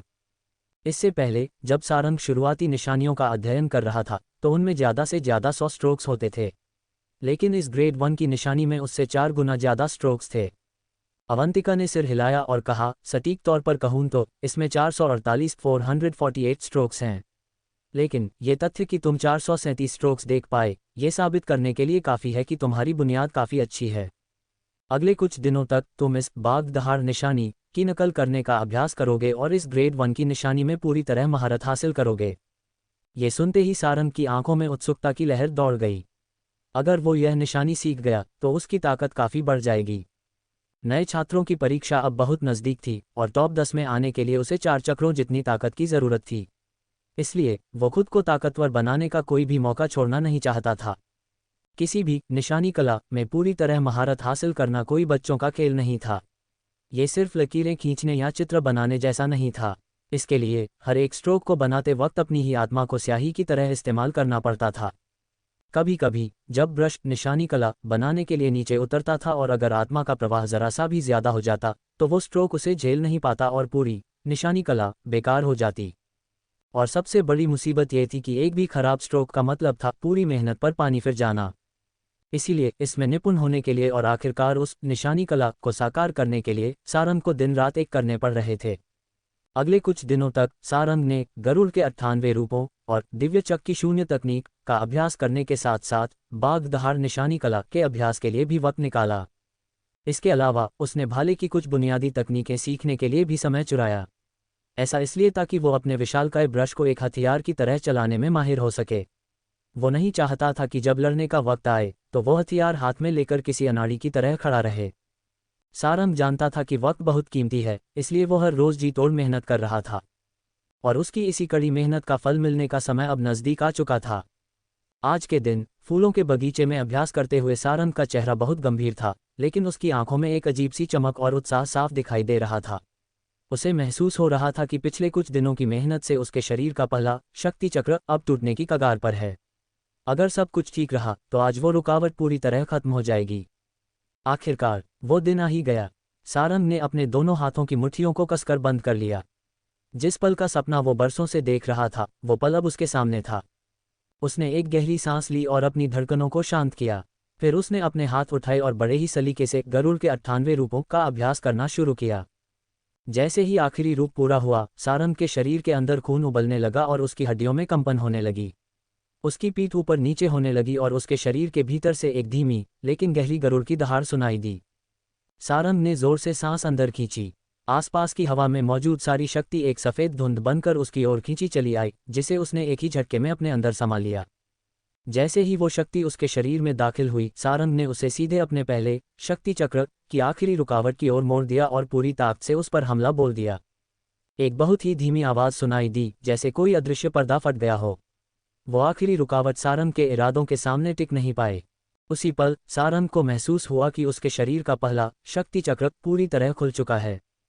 अचानक सब कुछ शांत हो गया। उसके शरीर के अंदर खून तेजी से दौड़ने लगा और वो पहला चक्र जो अब तक बंद पड़ा था अचानक जाग उठा। वो किसी भूखे जानवर की तरह शरीर में आने वाली सारी शक्ति को निगलने लगा। उस चक्र ने शक्ति को सोखा और उसे तेजी से सारंग की मांसपेशियों तक पहुंचाना शुरू कर दिया। सारंग के शरीर में तेज दर्द की लहरें उठने लगी, लेकिन उसके चेहरे पर शिकन की जगह खुशी थी। दर्द के साथ साथ उसे अपना शरीर बहुत हल्का और साफ महसूस होने लगा। उसकी मांसपेशियों और हड्डियों में एक अजीब सी सिहरन दौड़ने लगी। यह इस बात का सबूत था कि उसका शरीर अंदर से मजबूत हो रहा था। करीब 10 मिनट तक यह एहसास बना रहा। जब सारंग ने धीरे धीरे अपनी आंखें खोलीं तो उसे अपने शरीर से एक अजीब सी बदबू आई। उसने देखा कि उसकी त्वचा पर काली गंदगी की परत जमी हुई थी। ये वो अशुद्धियां थीं जो शक्ति चक्र खुलने के बाद शरीर से बाहर निकल गई थीं। सारंग की आंखें अब पहले से ज्यादा चमकदार हो गई थीं और दुनिया उसे और भी साफ नजर आने लगी थी। तो इसे कहते हैं शक्ति चक्र का खुलना। सारंग ने अपनी मुट्ठियों को बंद करते हुए अपने शरीर में दौड़ रही नई ताकत को महसूस किया। जिस चीज के लिए उसने बचपन से ताने सुने थे, आज उसने वो कर दिखाया था। उसने पास खड़ी एक नौकरानी से कहा, जाओ बाबा और माँ को खबर दो। इसके बाद सारंग नहाने और साफ कपड़े पहनने के लिए अपने कमरे में चला गया। जब वो तैयार होकर बाहर आया तो उसने देखा कि राजवर्धन और देविका पहले से ही वहां खड़े उसका इंतजार कर रहे थे। उनके चेहरों पर हैरानी और खुशी के मिले जुले भाव थे। सारंग, क्या सच में तुमने अपना पहला शक्ति चक्र खोल लिया? देविका तेजी से आगे बढ़ी, उनकी आवाज़ कांप रही थी और आंखों में ममता उमड़ रही थी। राजवर्धन भी पास आए, उनकी आंखों में गर्व की ज्वाला धधक रही थी। अपने माता पिता को इतना भावुक देखकर सारंग का दिल भर आया। उसने मुस्कुराते हुए सिर हिलाया। अगले ही पल उसने अपनी शक्ति को जगाया। उसके शरीर का पहला चक्र कांपा और आसपास की हवा से शक्ति खींचकर उसके शरीर में समाने लगी, जिससे उसकी शरीर चमकने लगी। ये देखते ही राजवर्धन जोर से हंस पड़े। बहुत अच्छे, बहुत बढ़िया, हमारे राजवंश के दिव्य गरुड़ ने कमाल कर दिया। सिर्फ 10 दिनों में पहला चक्र खोल लिया। आज तक पूरे अंबरदीप साम्राज्य में किसी ने इतनी रफ्तार से यह नहीं किया। देविका की आंखों से आंसू छलक पड़े। उन्होंने सारंग को गले लगा लिया और सिसकते हुए बोली, अब मेरा बेटा भी ट्रेनिंग कर सकता है। अब वो गरुड़ विष उसका कुछ नहीं बिगाड़ पाएगा। सारंग ने प्यार से अपनी माँ की पीठ थपथपाई और भरोसा दिलाते हुए कहा, आप चिंता मत कीजिए माँ, आपका बेटा उस जहर को जड़ से खत्म कर देगा। राजवर्धन ने अपने आंसू पोंछे और जोश में कहा, इधर आओ सारंग, जरा मैं भी तो देखूं कि तुम्हारा शरीर अब कितना मजबूत हो गया है। सारंग ने तुरंत सिर हिलाया। आचार्य विदेह ने कहा था कि उसे चक्र खोलने में बाकियों से ज्यादा तकलीफ होगी, लेकिन उसका फायदा भी बाकियों से ज्यादा होगा। आज वो उसी फायदे को परखना चाहता था। राजवर्धन अपनी जगह पर आराम से खड़े हो गए। वो सिर्फ खड़े थे, लेकिन उनके शरीर से निकलने वाली आभा इतनी जबरदस्त थी कि सारंग को अपनी सांसें भारी लगने लगीं। राजवर्धन महावीर स्टेज के योद्धा थे, जो अर्धवीर को तोड़कर उस मुकाम तक पहुंचे थे। सृजन शक्ति की दुनिया में 4 बड़े पड़ाव होते हैं, चक्रधारी, वीरांश, अर्धवीर और फिर महावीर। सारंग अभी सिर्फ पहली सीढ़ी पर था, जबकि उसके पिता चौथी सीढ़ी के शिखर पर। राजवर्धन ने अपना हाथ आगे फैलाते हुए कहा, पहले हम तुम्हारी ताकत परखेंगे। अपनी पूरी ताकत लगाकर मेरे हाथ पर हमला करो। सारंग ने सिर हिलाया। उसने अपने पैर को जमीन पर जमाया और फिर एक तीर की तरह आगे लपका। अपनी कमर को घुमाते हुए उसने अपनी सारी ताकत अपनी मुट्ठी में जमा की और हवा को चीरते हुए राजवर्धन की हथेली पर दे मारा। बूम! एक तेज धमाका हुआ और सारंग के पैरों के नीचे की मिट्टी उड़ गई, लेकिन राजवर्धन का शरीर अपनी जगह से 1 इंच भी नहीं हिला। यहाँ तक कि उनका हाथ भी जरा सा नहीं कांपा। फिर भी उनकी आंखों में हैरानी की एक झलक दिखाई दी। सारंग ने अपना हाथ पीछे खींचा और अपनी दुखती हुई मुट्ठी को सहलाते हुए मायूसी से कहा, मैं तो आपको हिला भी नहीं पाया। राजवर्धन ने कोई जवाब नहीं दिया, बस इतना कहा, चलो अब तुम्हारी रफ्तार देखते हैं। राजवर्धन ने अपना हाथ घुमाया और जमीन से दर्जनों छोटे छोटे पत्थर हवा में तैरने लगे। अगले ही पल उनके हाथ के एक इशारे से वो सारे पत्थर गोलियों की तरह सारंग की ओर बढ़े। 17 शक्तियुक्त तकनीकें। हवा को चीरते हुए उन पत्थरों की सनसनाती हुई आवाजें साफ सुनी जा सकती थीं। सारंग ने तुरंत जमीन पर धक्का दिया और तेजी से पीछे हटा। उसने ज्यादातर पत्थरों को चकमा दे दिया, लेकिन कुछ पत्थर बहुत ही अजीब कोण से उसकी ओर आ रहे थे, जिनसे बचना नामुमकिन लग रहा था। इस पल सारंग की दोनों आंखों के बीच मौजूद उसकी आत्मा अचानक फड़फड़ाई। उसकी देखने और महसूस करने की शक्ति कई गुना बढ़ गई। उसे उन तेज रफ्तार पत्थरों का रास्ता एकदम साफ दिखाई देने लगा, जैसे सब कुछ धीमा हो गया हो। सारंग ने अचानक अपना हाथ आगे बढ़ाया। उसने हवा में ही उन पत्थरों को पकड़ लिया। पत्थरों की रफ्तार की वजह से उसकी हथेलियों में जलन होने लगी। सारंग ने हंसते हुए उन पत्थरों को नीचे फेंका और कहा, बाप रे, मैं तो बस बाल बाल बचा। अगर थोड़ी भी देर होती तो ये मुझे लग जाते। बाबा। जब राजवर्धन ने कोई जवाब नहीं दिया तो सारंग ने ऊपर देखा। राजवर्धन अभी भी सारंग के उस हाथ को घूर रहे थे जिससे उसने पत्थर पकड़े थे। सारंग की आवाज़ सुनकर राजवर्धन चौंके और उसे अजीब नज़रों से देखने लगे। दरअसल उन्होंने जानबूझकर उन आखिरी कुछ पत्थरों की रफ्तार बढ़ा दी थी ताकि वो ये देख सकें कि चोट लगने पर सारंग का शरीर कितना दर्द झेल सकता है। लेकिन उन्होंने सपने में भी नहीं सोचा था कि सारंग की नज़रें इतनी तेज होंगी कि वो उन पत्थरों का रास्ता भांप लेगा और उन्हें पकड़ भी लेगा। राजवर्धन ने अपना सिर झटका और सारंग की ओर देखा। अचानक उनकी उंगली हिली और उससे लाल रंग की बिजली की एक किरण निकली। पलक झपकते ही वो बिजली सारंग की छाती से जा टकराए। बूम! सारंग हवा में उड़ता हुआ पीछे गया और एक पेड़ से जा टकराया। वो जमीन पर गिरा और अपनी छाती पकड़कर दर्द से कराहने लगा। सारंग! देविका घबराकर दौड़ी और उसे उठाया। फिर उन्होंने पलटकर गुस्से से राजवर्धन को देखा और चिल्लाई, आपने उस पर बिजली वाली शक्ति का इस्तेमाल क्यों किया? वो अभी बच्चा है। इस पर राजवर्धन मुस्कुराने लगे और आगे बढ़कर सारंग की छाती को देखा। वहां चोट का निशान था और वो हिस्सा नीला पड़ गया था, लेकिन ये सिर्फ एक मामूली चोट थी। कोई गहरी चोट नहीं लगी थी। ये देखकर राजवर्धन की आंखें फटी की फटी रह गईं। जिसने अभी अभी सिर्फ एक चक्र खोला हो, उसका शरीर इतना मजबूत कैसे हो सकता है? सारंग ने अपनी छाती को रगड़ते हुए दर्द भरे चेहरे के साथ पूछा, बाबा, मेरा प्रदर्शन कैसा था? राजवर्धन ने सारंग को एक गहरी और अचरज भरी नज़र से देखा और कहा, बेटा, क्या तुम्हें पक्का यकीन है कि तुमने सिर्फ एक ही शक्ति चक्र खोला है? सारंग ने अपनी आंखें घुमाईं। बाबा, भला एक बार में कोई 2 चक्र कैसे खोल सकता है? देविका को भी लगा कि राजवर्धन का बर्ताव कुछ अजीब है। उन्होंने चिंता से पूछा, क्या हुआ? क्या सारंग के साथ कोई दिक्कत है? दिक्कत? राजवर्धन ने कड़वाहट भरी हंसी हंसते हुए कहा, दिक्कत तो बहुत बड़ी है देविका। क्योंकि चाहे ताकत हो, रफ्तार हो या शरीर की मजबूती, एक चक्र तो छोड़ो, 2 चक्र खोलने वाला योद्धा भी हमारे बेटे के सामने चाय कम पानी है। मैंने अपनी जिंदगी में ऐसा कभी नहीं देखा। सिर्फ एक चक्र खोलने के बाद किसी का शरीर इतना ताकतवर कैसे हो सकता है? 2 चक्र खोलने वाले योद्धा से भी बेहतर। राजवर्धन की यह बात सुनकर सारंग और रानी देविका की आंखें हैरानी से फटी की फटी रह गईं। सारंग की आंखों में उत्साह की लहर दौड़ गई। उसने मन ही मन सोचा, आचार्य विदेह ने सच कहा था। भले ही मेरे शक्ति चक्र को खोलना मुश्किल था, लेकिन इसका फायदा भी उतना ही बड़ा है। पिता के बातों से साफ था कि सारंग का शरीर अब किसी 2 चक्र वाले योद्धा से भी ज्यादा मजबूत था, और 1 चक्र वाले योद्धा तो उसके सामने अब कुछ भी नहीं थे। सारंग ने अपनी मुट्ठी को कसकर बंद करते हुए हिसाब लगाया, अगर मैं अपनी बागदहार निशानी कला का भी इस्तेमाल करूं तो लड़ाई में मैं 3 चक्र वाले योद्धा को भी हरा सकता हूं। फिर उसने एक गहरी सांस ली और खुद से कहा, अगर मेरा सामना किसी 4 चक्र वाले योद्धा से नहीं हुआ तो मेरी जीत पक्की है। ये सोचते ही सारंग के दिल में खुशी की लहर दौड़ गई। पिछले कुछ दिनों की उसकी जी तोड़ मेहनत आखिरकार रंग लाई थी। सबसे ज़रूरी बात यह थी कि इससे सारंग को एक उम्मीद मिली थी, वो उम्मीद कि वो अब अपनी किस्मत बदल सकता है। राजवर्धन की आंखों में नमी थी, लेकिन उनमें एक नई चमक आ गई थी।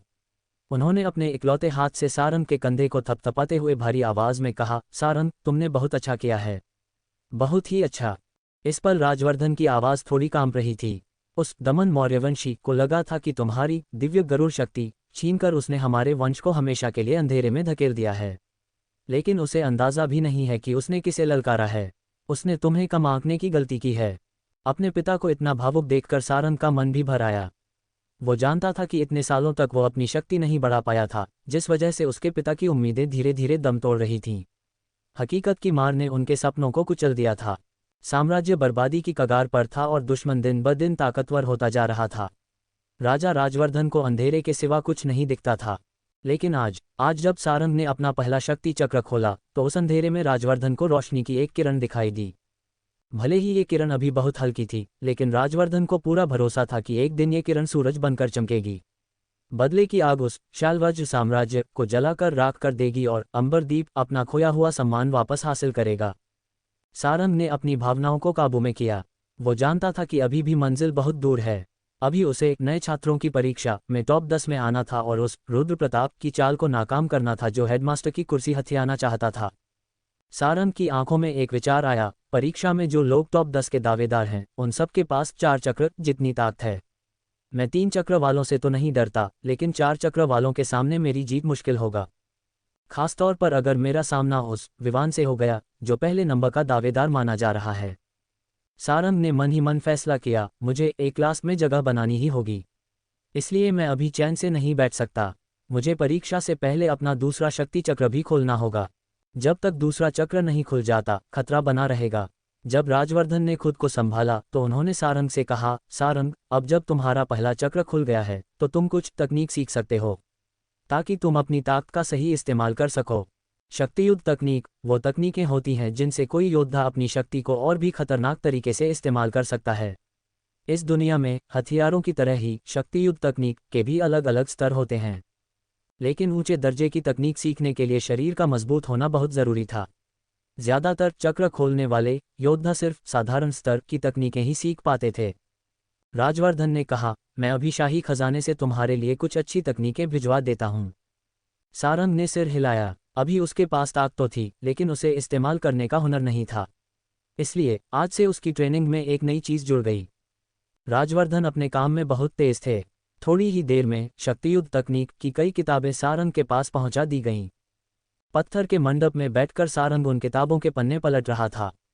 इनमें से सबसे खास थीं ब्रह्मांड मुक्का और हवा तोड़ मुक्का, ये दोनों मध्यम दर्जे की तकनीकें थीं। सारंग इन दोनों तकनीकों को गौर से देख रहा था और सोच में डूबा था।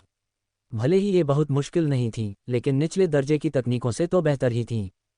अभी सारंग इन तकनीकों में खोया हुआ था कि अचानक उसके पास एक भीनी भीनी खुशबू आई। उसने सिर उठाकर देखा तो अवंतिका उसके पास खड़ी थी। वो सारंग के हाथ में मौजूद किताबों को बड़ी बेरुखी से देख रही थी। उसने एक नज़र डाली और तुरंत अपनी नज़रें हटा लीं, जैसे उसे उनमें कोई दिलचस्पी न हो। बेहद मामूली तकनीकें हैं। इस पर सारंग ने से मुस्कुराते हुए कहा, ये सिर्फ साधारण मध्यम दर्जे की तकनीकें हैं। अब इनसे ज़्यादा की उम्मीद भी क्या की जा सकती है? अवंतिका ने पूछा, तुम शक्तियुक्त तकनीक सीखना चाहते हो? सारंग ने किताबों पर नज़र गड़ाए हुए सिर हिलाया। अब जब मेरा पहला चक्र खुल गया है तो मैं अपनी शक्ति का इस्तेमाल कर सकता हूँ। अपनी लड़ने की ताकत बढ़ाने के लिए मुझे ये तकनीकें सीखनी ही होंगी। अगर कोई तकनीक नहीं सीखी तो लड़ाई में सिर्फ शरीर की ताकत से ही भिड़ना पड़ेगा, जो कि काफ़ी नहीं होगा। ये सुनकर अवंतिका ने सारंग को एक अजीब भरी नज़र से देखा। तुम्हारे पास पहले से ही इतनी बेहतरीन तकनीकें मौजूद हैं, फिर तुम इन मामूली किताबों में अपना वक्त क्यों बर्बाद कर रहे हो? सारंग की आंखें सिकुड़ गईं। उसने सिर उठाया और उलझन में अवंतिका को देखा। तुम्हारा मतलब क्या है? सारंग का ऐसा भोला चेहरा देखकर अवंतिका के गुलाबी होंठ थोड़े सिकुड़ गए। उसने धीरे से कहा, बेवकूफ़। सारंग ने दांत पीसते हुए चिढ़कर कहा, क्या मेरी सारी अच्छी शराब बेकार चली गई? पहेलियां मत बुझाओ। अवंतिका ने अपने गाल पर हाथ रखा और आलस भरे अंदाज में कहा, इतने दिनों से तुम गरुड़ के 98 रूपों का अभ्यास कर रहे हो, क्या तुम्हें कुछ भी महसूस नहीं हुआ? ये सुनते ही सारंग के चेहरे पर सोच विचार के भाव आ गए। काफी देर तक सोचने के बाद वो अचानक अपनी जगह से खड़ा हुआ और पत्थर के मंडप से बाहर आ गया। उसने अपनी मुट्ठियां उठाईं और बहुत धीरे धीरे गरुड़ के 98 रूपों का अभ्यास शुरू किया। इस बार उसने जल्दबाजी नहीं की। उसका हर एक मूवमेंट, हर एक हरकत बहुत धीमी थी, जैसे वो हर स्टेप को गहराई से महसूस कर रहा हो। पूरा सेट खत्म करने में उसे काफी वक्त लगा। जब वो रुका तो वो वहीं खड़ा रह गया, जैसे किसी गहरे ध्यान में हो। थोड़ी देर बाद अचानक उसकी आंखों की पुतलियां सिकुड़ गईं और उसके मासूम चेहरे पर सदमे के भाव आ गए। उसने तुरंत सिर घुमाकर मंडप में बैठी अवंतिका की ओर देखा। उसकी आवाज में यकीन और अविश्वास दोनों था। क्या इन गरुड़ के 98 रूपों में तकनीक छिपी हुई है? अवंतिका के खूबसूरत चांद जैसे चेहरे पर एक हल्की सी मुस्कान तैर गई। चलो, शुक्र है, तुम थोड़े धीमे जरूर हो लेकिन लाइलाज नहीं हो। फिर उसने अपनी 2 पतली उंगलियां दिखाईं और बड़े ही शांत अंदाज में कहा, सही कहूं तो गरुड़ के 98 रूपों में एक नहीं बल्कि 2 युद्ध तकनीक छिपी हुई हैं। क्या कहा? दो शक्तियुक्त तकनीकें? सारंग का दिल जोर जोर से धड़कने लगा।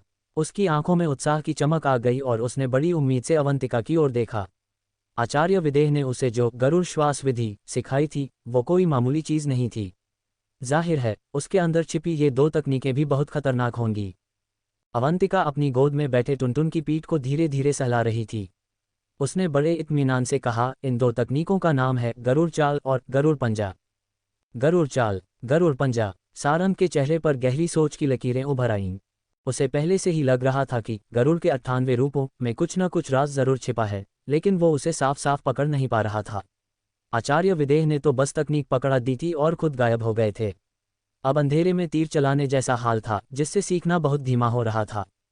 इसीलिए सारंग ने अपनी आंखों में बेबसी और उम्मीद भरकर अवंतिका की ओर देखा, जैसे कोई छोटा बच्चा मदद मांग रहा हो।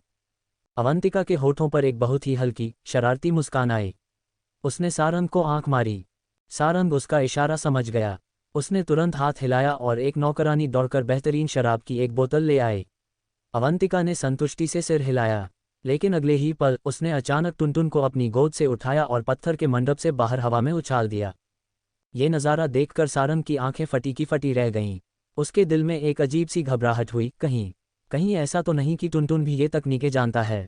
क्लोसेक 18 गरुड़ चाल और गरुड़ पंजा। अवंतिका के लाल होठों पर एक मुस्कान बिखर गई। उसने मजाक उड़ाते हुए कहा, बहुत पहले जब दादाजी खाली बैठे होते थे तो वो टुनटुन को भी सिखाया करते थे। अगर कायदे से देखा जाए तो टुनटुन तुम्हारा सीनियर भाई है। ये सुनते ही सारंग का मुंह खुला का खुला रह गया। वो मन ही मन चीख उठा, सीनियर भाई? ये जानवर है या इंसान? आखिर एक जानवर शक्तियुक्त तकनीक कैसे सीख सकता है? ये टुनटुन असल में है क्या भला? खैर, मन ही मन चाहे वो कितना भी चीखे चिल्लाए, लेकिन सीखना तो उसे टुनटुन से ही था। इसलिए उसने अपनी बत्ती सी दिखाए और चेहरे पर दुनिया की सबसे मासूम मुस्कान लाकर टुनटुन के पास गया। उसने बड़े प्यार से टुनटुन का सिर सहलाया और कहा, मेरे प्यारे टुनटुन, मेरे अच्छे भाई, जरा मुझे वो गरुड़ चाल और गरुड़ पंजा तो दिखाओ। लेकिन टुनटुन का मूड बहुत खराब था क्योंकि अवंतिका ने उसे फेंक दिया था। उसने सारंग को एक तिरछी और नफरत भरी नज़र से देखा और फिर वहीं जमीन पर लेट गया, जैसे कह रहा हो, मैं नहीं हिलने वाला, जो करना है कर लो। सारंग ने अपनी उंगली से टुनटुन के मोटे पेट को कुरेदा, जिससे उसकी चर्बी हिलने लगी। लेकिन टुनटुन ऐसे पड़ा रहा जैसे वो मर गया हो। सारंग ने अपनी भौहें चढ़ाईं। अच्छा, तो ये छोटा शैतान नखरे दिखा रहा है। उसने तुरंत हाथ से इशारा किया और एक नौकरानी सूखे तिलिस्मी मांस की प्लेट ले आई। मांस की खुशबू नाक में जाते ही टुनटुन की आंखें बिजली की तरह खुलीं।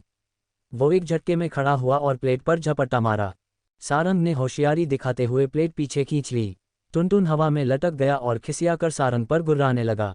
सारंग ने मुस्कुराते हुए कहा, ना मुन्ना ना, पहले तकनीक दिखाओ, फिर खाना मिलेगा। टुनटुन ने पहले सारंग को देखा, फिर उस ललचाने वाले मांस को। आखिरकार पेट की भूख के आगे उसे झुकना ही पड़ा। वो अपने पिछले 2 पैरों पर खड़ा हो गया। उसके पंजे अजीब तरह से मुड़े और उसने एक बहुत ही विचित्र फुटवर्क दिखाना शुरू किया। उसका हर कदम बहुत चौड़ा और निडर था, लेकिन साथ ही एक धुंध जैसा एहसास दे रहा था। उसका शरीर तेजी से धुंधला हो गया और ऐसा लगा जैसे उस धुंध के बीच सचमुच कोई गरुड़ उड़ रहा हो, जिसे देखना नामुमकिन था। एक छोटा सा जानवर पिछले पैरों पर खड़ा होकर डांस जैसा कुछ कर रहा था। ये नज़ारा देखने में काफ़ी मज़ा किया था। लेकिन सारंग का चेहरा बहुत गंभीर था और उसकी नज़रें टुनटुन के पैरों पर जमी हुई थीं। पत्थर के मंडप से अवंतिका की आवाज़ गूंजी, इसे कहते हैं गरुड़ चाल। जैसे एक गरुड़ बादलों में छिपा रहता है और बमुश्किल दिखाई देता है, वैसे ही यह चाल भी एक धुंधला और जादुई एहसास पैदा करती है, जिससे दुश्मन तुम्हें पकड़ नहीं पाता। यकीन नहीं आता तो तुम टुनटुन पर हमला करके देख लो। ये सुनते ही सारंग ने मुट्ठी भींची और दिव्य निशानी ब्रश उसके हाथ में आ गया। शस्त्र रूप, 1 फुट लंबा ब्रश अचानक बड़ा हो गया और एक भाले का रूप ले लिया। सारंग ने उसे दोनों हाथों से पकड़ा और तेजी से आगे बढ़ा। हवा को चीरते हुए ब्रश की नोक टुनटुन की ओर लपकी। हाल ही में भाले की तकनीक का अभ्यास करने की वजह से सारंग का हमला काफ़ी खतरनाक और सटीक लग रहा था। ब्रश की नोक पूरी ताकत से आगे बढ़ी, लेकिन जैसे ही वो टुनटुन को छूने वाली थी, टुनटुन के पैर मुड़े और उसका शरीर जैसे हवा में घुल गया।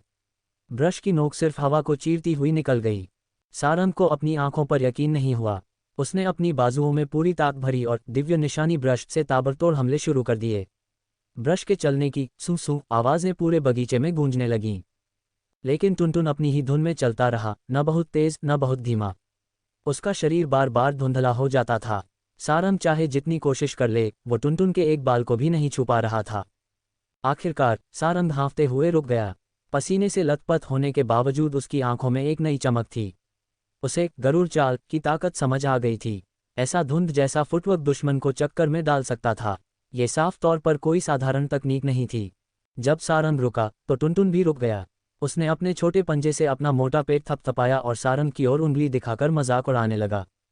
अवंतिका ने समझाया, जब तुम गरुड़ चाल सीख लेते हो तो तुम्हारी शक्ति, सृजन शक्ति, हवा के साथ मिलकर एक कंपन पैदा करती है, जिससे धुएं जैसा प्रभाव बनता है। दुश्मन को लगेगा कि वो तुम्हारे गले पर वार कर रहा है, लेकिन असल में उसका हमला तुम्हारे असली शरीर से 3 इंच दूर होगा। यही 3 इंच का फर्क गरुड़ चाल की असली खासियत है। फिर उसने अपनी बात आगे बढ़ाई, अब बारी है दूसरी तकनीक की, गरुड़ पंजा। सारंग ने सिर उठाकर टुनटुन की ओर देखा। टुनटुन ने अचानक एक खूंखार छलांग लगाई। उसके पंजे हवा में बेतहाशा चल रहे थे, जैसे वो किसी चीज को चीर रहे हों। ये नज़ारा ऐसा लग रहा था जैसे कोई विशाल गरुड़ अपने पंजों से किसी पहाड़ को तोड़ रहा हो। उससे एक बहुत ही मजबूत और निडर आभा निकल रही थी। धड़ाम, पंजों की परछाइयां उभरी और एक बड़ी चट्टान से जा टकराईं।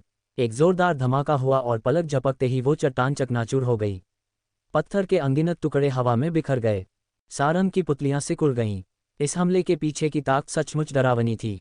सबसे बड़ी बात यह थी कि टुनटुन ने बहुत ज्यादा शक्ति का इस्तेमाल नहीं किया था। इसका मतलब यह था कि अगर सारंग इस तकनीक का इस्तेमाल करेगा तो उसकी ताकत भी कम नहीं होगी।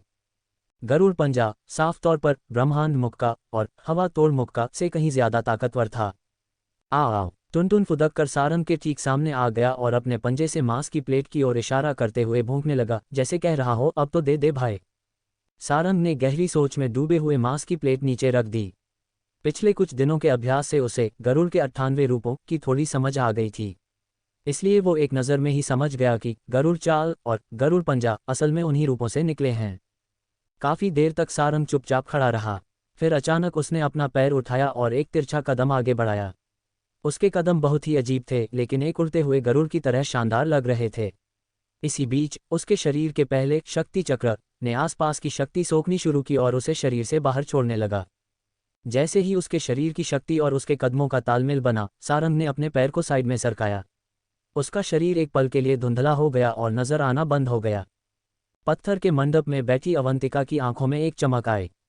उसके चेहरे पर तारीफ भरी मुस्कान तैर गई। साफ था कि सारंग ने गरुड़ चाल की थोड़ी बहुत पकड़ बना ली थी। सारंग ने अभ्यास जारी रखा।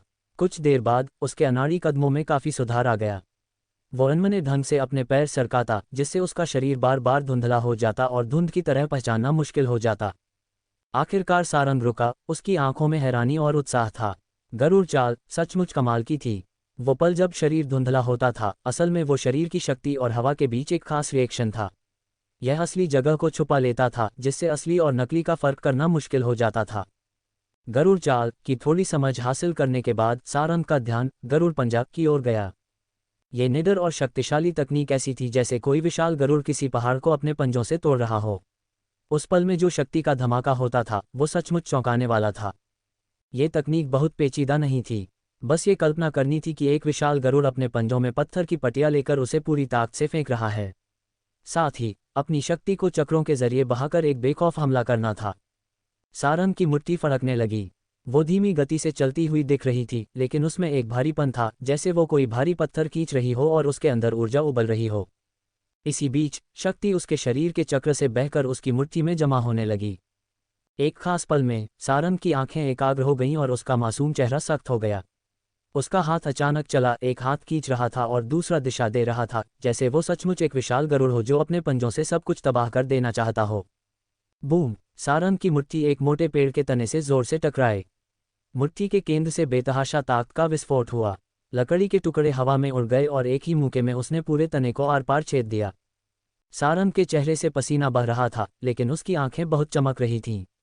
वो जानता था कि गरुड़ चाल और गरुड़ पंजा सीखने के बाद उसकी लड़ने की क्षमता कई गुना बढ़ जाएगी। अब बस उसे अपना दूसरा शक्ति चक्र खोलना था। उसके बाद नए छात्रों की परीक्षा में उसे किसी का भी डर नहीं रहेगा। जैसे जैसे दिन बीत रहे थे, नए छात्रों की परीक्षा की घड़ी नज़दीक आ रही थी। पिछले पूरे महीने में सारंग ने एक पल के लिए भी आराम नहीं किया था। वो रोजाना गरुड़ के 98 रूपों का अभ्यास करता, अपने शक्ति चक्रों पर बार बार हमला करता और हर रात दिव्य चक्की शून्य तकनीक के जरिए अपनी आत्मा को और मजबूत बनाता। इसके साथ ही वो बचे हुए वक्त में अवंतिका से निशानी कला सीखता और गरुड़ चाल और गरुड़ पंजा का अभ्यास करता। इतनी कड़ी ट्रेनिंग की वजह से दिन खत्म होने तक सारंग का पूरा शरीर दर्द से टूट जाता था और दिमाग थकाकर चूर हो जाता था।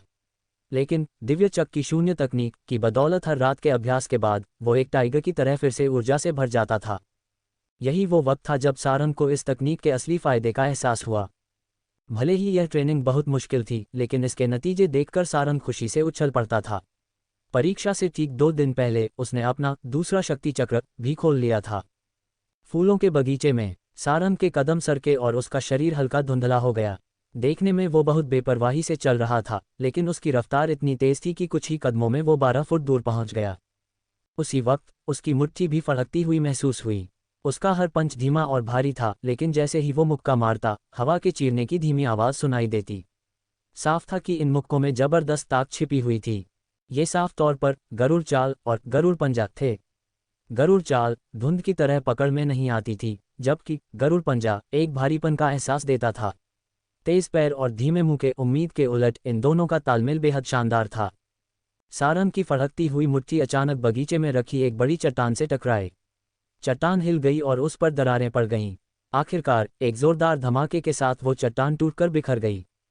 सारंग ने गहरी सांस छोड़ते हुए सफ़ेद भाप जैसी शक्ति बाहर निकाली। उसने संतुष्टि से उस टूटी हुई चट्टान को देखा। उसने खुद से बुदबुदाते हुए कहा, गरुड़ पंजा के 3 स्तर हैं, पहाड़ तोड़ना, धरती चीरना और आसमान फोड़ना। अपनी 2 चक्र वाली ताकत के साथ मैं अभी सिर्फ पहाड़ तोड़ना स्तर का इस्तेमाल कर सकता हूँ। 15 दिनों की कड़ी मेहनत के बाद उसे इस तकनीक की गहरी समझ हो गई थी। बेशक इन स्तरों के नाम सारंग ने खुद अपने दुश्मनों को डराने के लिए रखे थे। हकीकत में 2 चक्रों की ताकत से वो पूरा पहाड़ तो नहीं तोड़ सकता था, भले ही उसे इस तकनीक में पूरी महारत क्यों न मिल जाए। चाहे तकनीक कितनी भी ऊंचे दर्जे की क्यों न हो, उसे पूरी तरह इस्तेमाल करने के लिए बहुत सारी शक्ति की ज़रूरत होती है। और इस मामले में अभी सारंग की शक्ति बहुत कम थी। अगर वो अर्धवीर स्तर तक पहुंच गया तो उसकी शक्ति इतनी बढ़ जाएगी कि सिर्फ एक सांस छोड़ने से पहाड़ टूट सकते। CH-19 विश्वास नहीं होता कि विरोधी पार्थ है। फिर भी सारंग गरुड़ पंजा की ताकत से बहुत खुश था, क्योंकि अभी उसे जिन विरोधियों का सामना करना था वो इतने भी ताकतवर नहीं थे। परीक्षा का वक्त नज़दीक आ रहा है। मुझे टॉप 10 में अपनी जगह बनानी ही होगी और A क्लास में जाना होगा, वरना सिर्फ नायरा के भरोसे उस आर्यमन रत्नकूट को रोकना मुश्किल होगा। सारंग की आंखें चमक उठीं। आर्यमन ही वो वजह था जिसके दम पर रत्नकूट परिवार हेडमास्टर की कुर्सी हथियाने का सपना देख रहा था। हेडमास्टर का पद बहुत ज़रूरी था। अगर ये रत्नकूट परिवार के हाथ लग गया तो विक्रमदेव रत्नकूट पूरे सिस्टम को साफ कर देगा और चुपके से व्योम अकादमी को रत्नकूट अकादमी में बदल देगा। ये राजवंशी परिवार के लिए एक जानलेवा झटका होगा और सारंग ऐसा बिल्कुल नहीं होने दे सकता था। इसलिए वो अपनी पूरी जान लगा देगा ताकि साल के अंत में होने वाली परीक्षा में नंबर 1 की जगह A क्लास के पास ही रहे। सारंग ने गहरी सांस ली और उसकी आंखें एक अजीब सा हो गईं। बेशक इन सब के पहले उसे यह पक्का करना था कि वो आने वाली नए छात्रों की परीक्षा के जरिए A क्लास में दाखिला ले सके। परीक्षा का दिन, सुबह का सूरज क्षितिज से निकला और व्योम अकादमी का माहौल बेहद जीवंत और उत्साह से भर गया। अकादमी में आने वाले हर नए छात्र को 1 साल की ट्रेनिंग के बाद इस परीक्षा में हिस्सा लेना पड़ता था। इसके बाद ही उन्हें अलग अलग क्लास में बांटा जाता था और उनकी आगे की ट्रेनिंग शुरू होती थी। इसलिए इस परीक्षा की अहमियत पर कोई शक नहीं कर सकता था। जब सारंग परीक्षा के मैदान में पहुंचा तो वहां पहले से ही शोर शराबा मचा हुआ था। लड़के लड़कियों के झुंड आपस में बातें कर रहे थे। हर किसी के चेहरे पर घबराहट और उत्साह के मिले जुले भाव थे। सारंग ने देखा कि नायरा सबसे बड़े झुंड के बीच खड़ी थी। वो उस समूह का केंद्र बनी हुई थी, जैसे तारों के बीच चमकता हुआ चांद। खूबसूरत होने के साथ साथ उसकी प्रतिभा और उसका दृढ़ स्वभाव उसे नए छात्रों के बीच सबसे खास बनाता था। ये नज़ारा देखकर सारंग के चेहरे पर एक हल्की मुस्कान आ गई। उसे वो वक्त याद आ गया जब 1 साल पहले वो नायरा से मिला था। तब वो एक छोटी धूल मिट्टी से सनी हुई लड़की थी, लेकिन अब ऐसा लगता था जैसे उसका पूरी तरह कायाकल्प हो गया हो। न सिर्फ वो बेहद खूबसूरत दिख रही थी, बल्कि उसके चेहरे पर आत्मविश्वास की चमक भी थी, जिसे देखकर कई लड़के उसकी ओर खींचे चले आते थे। ये बदलाव उसकी खुद की मेहनत का नतीजा था। सारंग ने तो बस उसे रास्ता दिखाया था। भीड़ में मुस्कुराती और बातें करती नायरा को शायद कुछ एहसास हुआ। उसने अपना सुंदर चेहरा ऊपर उठाया। उसकी नज़रें सारंग से मिली और उसके होठों पर मुस्कान खिल उठी। उस पल उसकी चमक देखकर आसपास खड़े लड़कों की आंखें भी चमक उठीं। लेकिन इससे पहले कि वे उससे और बात करने की कोशिश करते, नायरा ने उन्हें एक विनम्र मुस्कान दी और भीड़ से बाहर निकल आई। अपने छोटे हाथ पीछे बांधे वो धीरे धीरे सारंग की ओर चली आई। उसकी आंखें आधे चांद जैसी थीं और होठों पर मुस्कान थी। सारंग ने नायरा को देखा। उसे महसूस हुआ कि नायरा के आसपास की शक्ति पहले से ज्यादा मजबूत हो गई है। उसने तुरंत पूछा, चौथा शक्ति चक्र खोल लिया? वो तो कब का खोल लिया। तुम्हें इसलिए नहीं पता क्योंकि तुम काफी दिनों से अकादमी नहीं आए। नायरा ने अपनी चमकदार आंखें झपकाते हुए थोड़ी शिकायत भरे लहजे में कहा। उसकी नज़रें देखकर सारंग को एक अजीब सी हंसी आ गई। मैं भी अपनी ट्रेनिंग में बिजी था। तो क्या तुम्हें अपनी जीत का भरोसा है? नायरा की आंखों में थोड़ी चिंता थी। उसे नहीं पता था कि सारंग ने अपने शक्ति चक्र खोल लिया है, इसलिए उसे लगा कि वो सिर्फ निशानी कला के भरोसे है। सारंग ने मुस्कुराते हुए सिर हिलाया। चिंता मत करो, मैं टॉप 10 में जरूर आऊंगा। उसका आत्मविश्वास देखकर नायरा को थोड़ी राहत मिली और उसने हल्के से सिर हिलाया। जब सारंग और नायरा बातें कर रहे थे तो पास के एक मंच से कुछ नज़रें उन्हें घूर रही थीं। लगता है हमारे राजकुमार में इतना दम तो है कि वो परीक्षा देने आ सके। आर्यमन के चेहरे पर मुस्कान थी, लेकिन उसमें मजाक साफ झलक रहा था। सिर्फ कुछ निशानी कला सीखकर उसे इतना घमंड हो गया है। वो खुद को कुछ ज्यादा ही समझ रहा है। आर्यमन के बगल में खड़ी लड़की नंदिनी ने नफरत से सारंग को देखा। उसकी नज़रें बार बार नायरा पर जा रही थीं और उसकी आंखों में जलन साफ दिखाई दे रही थी। पहले नंदिनी व्योम अकादमी की सबसे चहेती लड़की थी, लेकिन नायरा के आने के बाद सब बदल गया। नायरा न सिर्फ नए छात्रों में लोकप्रिय थी, बल्कि अलग अलग क्लास के लड़के भी उसके बारे में बातें करते थे। ऐसी लोकप्रियता मामूली नहीं थी। इससे नंदिनी को बहुत गुस्सा आता था। उसकी नज़र में नायरा सिर्फ एक मामूली लड़की थी जो रुतबे और खानदान में उससे कहीं नीचे थी। फिर भी इस मामूली लड़की ने उससे ज्यादा शोहरत हासिल कर ली थी। ये बात उसे अंदर ही अंदर जला रही थी। आर्यमन के थोड़ा पीछे खड़ा विवान बिना किसी भाव के सारंग और नायरा को देख रहा था, लेकिन उसकी आंखों में एक अजीब चमक थी। जब आर्यमन ने विवान की आंखों में वो भाव देखा तो वो हंसते हुए उसकी पीठ थपथपाने लगा। चिंता करने की कोई बात नहीं, सब इंतजाम हो चुका है। मैंने हमारे राजकुमार के लिए हर मैच में सबसे बेहतरीन विरोधी तैयार किए हैं। उसने सारंग को घूरते हुए एक बनावटी मुस्कान दी और कहा, मगर वो आने की हिम्मत कर ही चुका है तो मैं उसे इतनी बेइज्जती महसूस कराऊंगा कि वो दोबारा कभी व्योम अकादमी में अपना चेहरा दिखाने की हिम्मत नहीं करेगा। ये सुनकर विवान और नंदिनी ने एक दूसरे को देखा और हंस पड़े। लगता है आज की परीक्षा में एक मज़ेदार तमाशा होने वाला था। जैसे जैसे परीक्षा के मैदान में नए छात्रों की भीड़ बढ़ती गई, एक ऊंचे चबूतरे से एक जोरदार आवाज़ गूंजी। सभी ने ऊपर देखा, जहां एक परीक्षक खड़ा था। इस परीक्षा के लिए आपके विरोधियों का फैसला लॉटरी के जरिए होगा। सभी आगे आएं और अपनी अपनी पर्ची उठाएं। जिनके नंबर एक जैसे होंगे उनका मुकाबला आपस में होगा। परीक्षक की दमदार आवाज़ पूरे मैदान में गूंज उठी। इसके बाद अनगिनत नए छात्र पर्ची उठाने के लिए आगे बढ़े, जिससे वहां चहल पहल और बढ़ गई। मैदान के पश्चिम में बने एक खास चबूतरे पर व्योम अकादमी के बड़े अधिकारी बैठे थे। बिल्कुल बीच में हेडमास्टर देवव्रत चक्रवर्ती विराजमान थे। उनके बगल में बैंगनी कपड़े पहने एक अधेड़ उम्र का आदमी बैठा था। उसका चेहरा दुबला और आंखें धंसी हुई थीं, जिससे वो काफ़ी सख्त और रूखा लग रहा था। वो बिना किसी भाव के अपनी कुर्सी पर पीछे की ओर झुककर चाय की चुस्कियां ले रहा था। ये शख्स व्योम अकादमी का वाइस हेडमास्टर और बी क्लास का इंचार्ज रुद्र प्रताप था। रुद्र प्रताप ने मैदान पर नजर डाली और एक हल्की मुस्कान के साथ कहा, हेडमास्टर देवव्रत, मुझे डर है कि आपकी ए क्लास को इस बार 11वें नंबर के बाद वाले छात्र ही मिलेंगे। देवव्रत के चेहरे पर कोई भाव नहीं था। वो अच्छी तरह जानते थे कि नए बैच के ज्यादातर होनहार छात्रों को आर्यमन रत्नकूट ने पहले ही अपने पाले में कर लिया है और वे परीक्षा के बाद यकीनन बी क्लास में ही जाएंगे। देवव्रत ने ठंडे स्वर में जवाब दिया, वाइस हेड रुद्र, इतनी जल्दी खुश होना शायद अच्छी बात न हो। रुद्र प्रताप ने देवव्रत के गुस्से की परवाह किए बिना एक व्यंग्य भरी मुस्कान दी। उसकी बी क्लास पिछले 2 सालों से रैंकिंग में टॉप पर रही थी। अगर इस साल भी वो पहले नंबर पर रही तो नियमों के मुताबिक वो हेडमास्टर के पद के लिए दावा कर सकता था। और तब व्योम अकादमी का नया हेडमास्टर वो खुद रुद्र प्रताप होगा। आसपास बैठे दूसरे क्लास मास्टर्स सिर्फ चुपचाप ये सब देख रहे थे।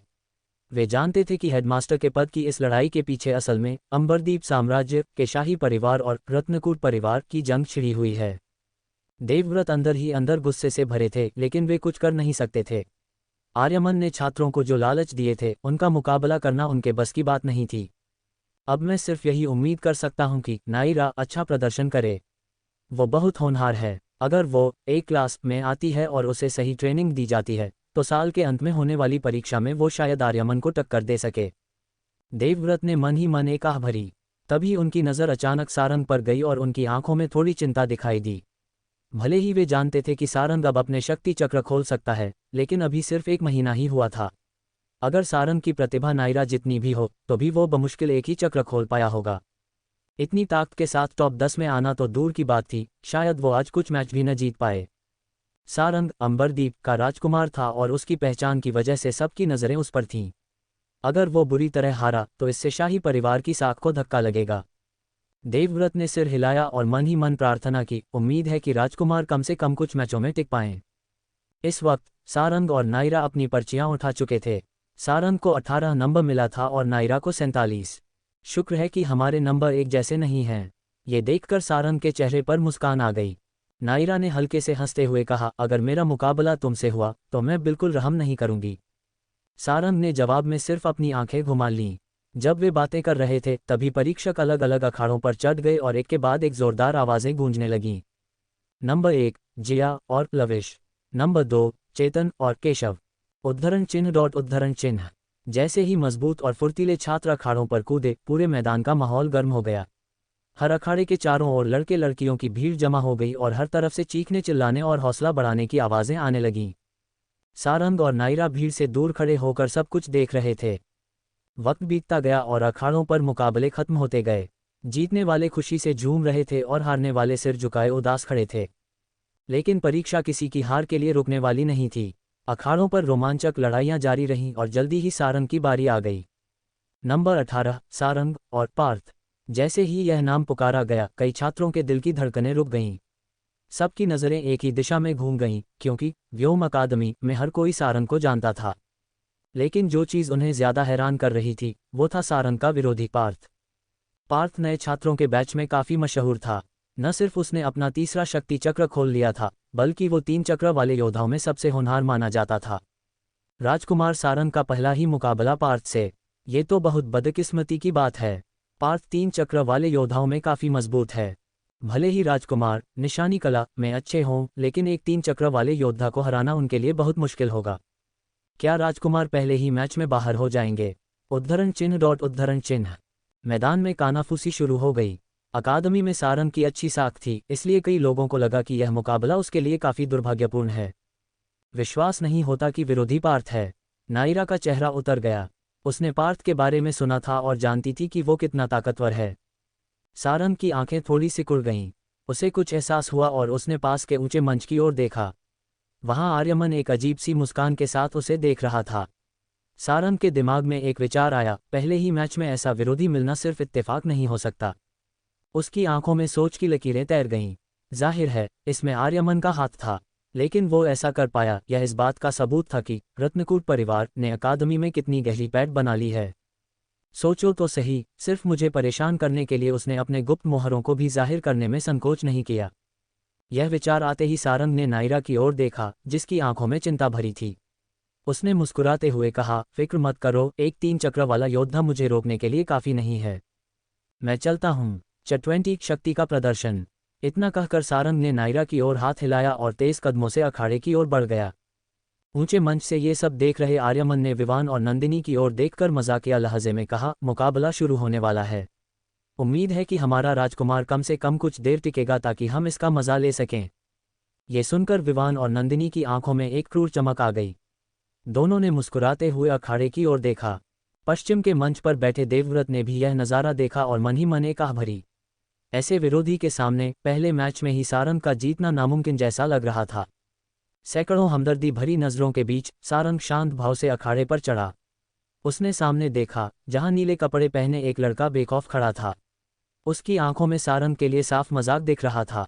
पार्थ ने एक अजीब नज़र से सारंग को देखा और मुस्कुराते हुए बोला, मैंने सच में नहीं सोचा था कि पहले ही मैच में आपसे मुलाकात होगी, राजकुमार।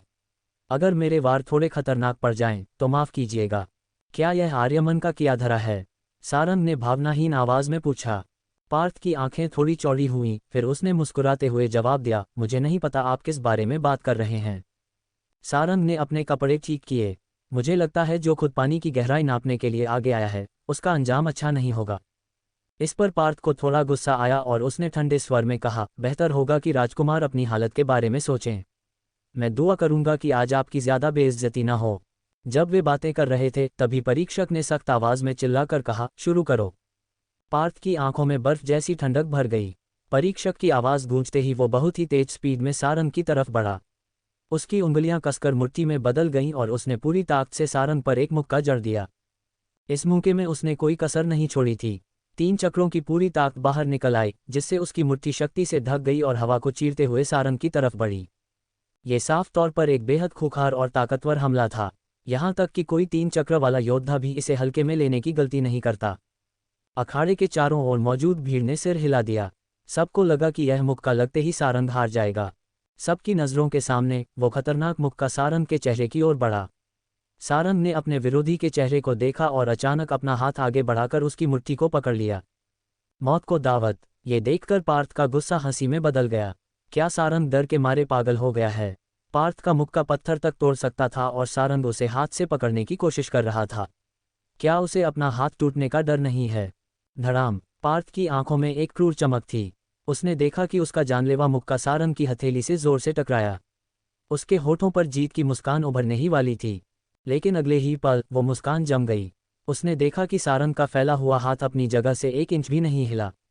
पार्थ के मुंह से बेतहाशा ताकत निकली, लेकिन ऐसा लगा जैसे वो सारी ताकत किसी ब्लैक होल में समा गई हो। कोई असर नहीं हुआ। ये कैसे मुमकिन है? पार्थ के दिल में एक खौफ महसूस हुआ।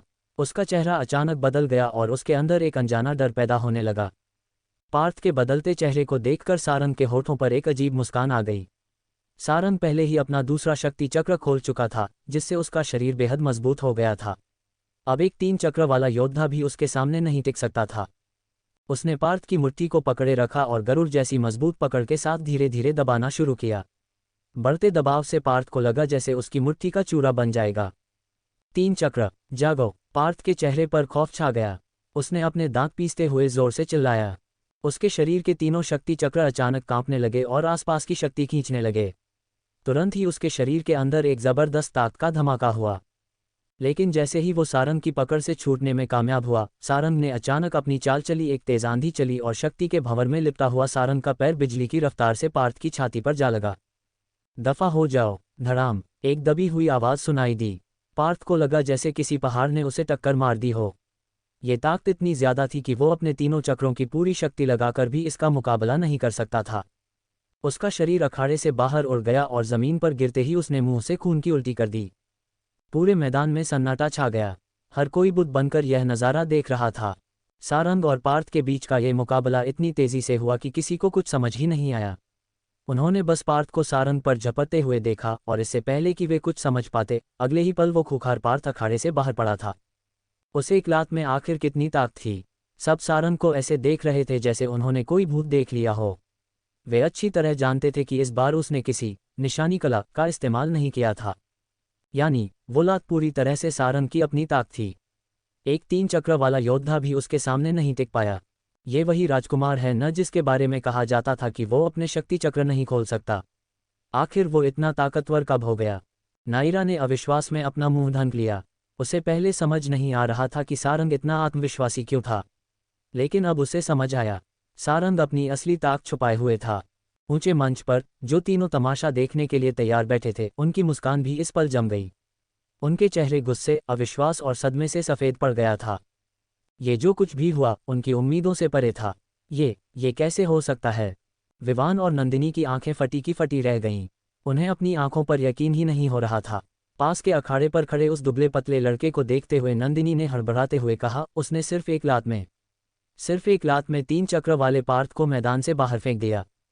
उधर आर्यमन का चेहरा गुस्से से लाल हो गया और उसकी आंखों में काले बादलों की तरह अंधेरा छा गया। उसने अपनी मुट्ठी कसते हुए नफरत भरी आवाज में कहा, लगता है सारंग ने हमें धोखा दिया है। उसने अपनी पिछली लात में शक्ति का इस्तेमाल किया था। इसका मतलब साफ है, उसने अपने शक्ति चक्र खोल लिए हैं। जरूर खोल लिए हैं। विवान और नंदिनी के चेहरे का रंग उड़ गया। वे तो यही जानते थे कि सारंग के 8 शक्ति चक्र बंद हैं और वो कभी एक योद्धा नहीं बन सकता। तो फिर अचानक अब ये कैसे खुल गए? सारंग ने खुद को बहुत अच्छी तरह से छुपा रखा था। आर्यमन ने एक गहरी सांस ली और तीखे स्वर में कहा, उसने शायद हाल ही में अपने चक्र खोले हैं। पार्थ इतनी जल्दी इसलिए हार गया क्योंकि वो तैयार नहीं था। उसे संभलने का मौका ही नहीं मिला। हाँ, अगर वो तैयार होता तो शायद सारंग इतनी आसानी से नहीं जीत पाता। इस बात से विवान और नंदिनी को थोड़ी तसल्ली मिली। नंदिनी ने चिढ़ते हुए, ताना मारते हुए कहा, बड़ा शातिर निकला ये तो। लेकिन ये चालाकी सिर्फ एक बार काम आ सकती है। देखते हैं अगले मुकाबला में वो क्या करता है। विवान ने धीरे से सिर हिलाया। उसने सोचा था कि वो सारंग को नायरा के सामने जलील होते हुए देखेगा, लेकिन सारंग ने पासा ही पलट दिया। ये बात विवान को अंदर ही अंदर जला रही थी। आर्यमन की आंखों में एक अजीब सी चमक थी। वो सारंग को घूर रहा था जैसे कोई शिकारी अपने शिकार को देख रहा हो। दूसरी ओर ऊंचे मंच पर बैठे हेडमास्टर देवव्रत भी यह नज़ारा देखकर सन रह गए थे। उन्होंने हैरान होकर खुद से सवाल किया, आखिर राजकुमार सारंग में इतनी ताकत आई कहाँ से? अभी तो सिर्फ 1 महीना हुआ है। वे अच्छी तरह जानते थे कि सारंग ने सिर्फ 1 महीना पहले अपनी ट्रेनिंग शुरू की थी। फिर भी उस लात की ताकत एक 3 चक्र वाले योद्धा से कहीं ज्यादा थी। वे कुछ समझ नहीं पा रहे थे, लेकिन दिल ही दिल में उन्होंने राहत की सांस ली। चलो, कम से कम राजकुमार के पास इस परीक्षा में कुछ कर दिखाने का मौका तो है। चारों ओर से हैरानी भरी नजरों के बीच परीक्षक का फैसला सुनने के बाद सारंग अखाड़े से नीचे कूदा और नायरा की ओर चला गया। नायरा ने उसे घूरते हुए थोड़ा मुंह फुलाकर कहा, तुमने तो अपनी काबिलियत सचमुच बहुत अच्छे से छुपा रखी थी सारंग। मैं यहाँ बेवकूफ़ों की तरह तुम्हारी चिंता कर रही थी और तुम्हें तो सब पता था। सारंग ने जल्दी से सफाई देते हुए कहा, अरे नहीं, मुझे बताने का वक्त ही नहीं मिला यार। मैं लगातार ट्रेनिंग में जो बिजी था। नायरा ने हल्के से नाक से कुड़ी। उसके छोटे से चेहरे पर साफ नाराजगी थी, लेकिन आंखों में चमक भी थी। उसने पूछा, अच्छा छोड़ो ये सब, अब सच सच बताओ, तुमने कितने चक्र खोले हैं? 2, सारंग ने हंसते हुए जवाब दिया। नायरा की लंबी और सुंदर भौहें थोड़ी तन गईं। उसने शक भरी नज़र से सारंग को देखा। सिर्फ 2? झूठ मत बोलो, वो लात किसी 2 चक्र वाले की नहीं हो सकती। उस हमले ने एक 3 चक्र वाले योद्धा को स्टेज से बाहर फेंक दिया था। उसकी ताकत किसी भी तरह से 2 चक्र वाले जैसी नहीं थी। इस पर सारंग बस हंस दिया। वो नायरा को ये कैसे समझाता कि उसके 2 चक्र भी दूसरों के 4 चक्र पर भारी हैं। उसने बात को वहीं घुमा दिया। नायरा ने भी ज्यादा सवाल नहीं किए और खुश होकर कहा, चलो 2 ही सही। अगर तुम अपनी निशानी कला भी जोड़ लो तो शायद तुम टॉप 10 में जगह बना सकते हो। जैसे जैसे वे बातें कर रहे थे, परीक्षा जारी रही। जल्दी ही नायरा की बारी आई। उसका विरोधी सिर्फ 2 चक्र वाला नया छात्र था। जब उसे पता चला कि उसका मुकाबला नायरा से है तो उसका चेहरा पीला पड़ गया। और वही हुआ, कुछ ही पलों में नायरा ने उसे धूल चटा दी और जीत हासिल कर ली। कुछ और राउंड के बाद फिर से एक आवाज़ गूंजी, अगला मुकाबला सारंग और शिव। जैसे ही यह नाम मैदान में गूंजा, अनगिनत नज़रें उस ओर खींच गईं। पहला मैच बहुत जल्दी खत्म हो गया था, इसलिए सब देखना चाहते थे कि क्या सारंग का जीतना सिर्फ एक तुक्का था या सच में उसमें दम है। सारंग सबकी नज़रों के बीच अखाड़े पर चढ़ा। उसके सामने खड़ा शिव नाम का लड़का काफ़ी हट्टा-कट्टा था। वो पूरी तरह से चौकन्ना होकर सारंग को घूर रहा था। साफ था कि वो पार्थ वाली गलती नहीं दोहराने वाला था। शुरू। परीक्षक की आवाज़ गूंजते ही शिव ने दहाड़ते हुए अपनी शक्ति निकालना शुरू किया। 3 चक्र, जागो। शिव की दहाड़ के साथ ही उसके शरीर में शक्ति का सैलाब उमड़ पड़ा। उसके कपड़े फड़फड़ाने लगे और वो सारंग की तरफ दौड़ा। उसका शरीर पलक झपकते ही सारंग के सामने आ गया। उसकी उंगलियां बाज के पंजों की तरह मुड़ गई थीं, जो पत्थर तक को चीर सकती थीं। वो हमला सीधा सारंग की गर्दन पर किया था, लेकिन जैसे ही वो हमला लगने वाला था, सारंग के पैर अचानक मुड़े और उसका शरीर धुंधला हो गया। शिव का पंजा नीचे की ओर चला गया, लेकिन उसकी आंखों की पुतलियां तब सिकुड़ गईं जब उसका पक्का वार सिर्फ हवा से टकराया। गड़बड़ है। शिव के दिल में एक सिहरन दौड़ गई। इससे पहले कि वो अपना हाथ वापस खींचकर बचाव कर पाता, सारंग उसके बेहद करीब आ चुका था। सारंग की पतली हथेली शिव के बचाव को भेदती हुई सीधे उसकी छाती पर जा लगी। देखने में वो हथेली बड़ी कोमल लग रही थी, लेकिन जैसे ही वो टकराया, शिव को लगा जैसे किसी पहाड़ ने उसे टक्कर मार दी हो। उस ताक के धक्के से शिव का भारी भरकम शरीर सीधे पीछे की ओर उड़ गया और वो बुरी तरह अखाड़े पर जा गिरा। उसने किसी तरह खुद को संभाला और सारंग के अगले हमले से बचने के लिए तेजी से लुढ़क गया। लेकिन जैसे ही वो रुका, उसने देखा कि सारंग साए की तरह उसके ठीक सामने। एक्सप्लेनेशन। कहानी का सार। इस एपिसोड में कहानी का फोकस मुख्य किरदार की ग्रोथ, ट्रेनिंग और आने वाले कॉन्फ्लिक्ट पर है। हम देखते हैं कि कैसे वो अपनी कमजोरियों को पहचान कर खुद को मजबूत बना रहा है और धीरे धीरे अपने असली पोटेंशियल के करीब पहुंच रहा है। ये हिस्सा कहानी की फाउंडेशन को और स्ट्रॉन्ग करता है और आगे आने वाली बड़ी घटनाओं के लिए ग्राउंड तैयार करता है। Thought balloon opinion. मेरे हिसाब से यह एपिसोड कहानी के लिए बहुत इंपॉर्टेंट है क्योंकि यहाँ सिर्फ एक्शन नहीं बल्कि कैरेक्टर डेवलपमेंट भी दिखाया गया है। जिस तरह से मैं कैरेक्टर मेंटली और फिजिकली इवॉल्व कर रहा है, उससे कहानी रियलिस्टिक और एंगेजिंग बनती है। अगर ऐसे ही पेस बना रहा तो आगे की स्टोरी और भी ज़्यादा इंटेंस होने वाली है। Crystal ball prediction. मैं कैरेक्टर की पावर में बड़ा बूस्ट देखने को मिल सकता है।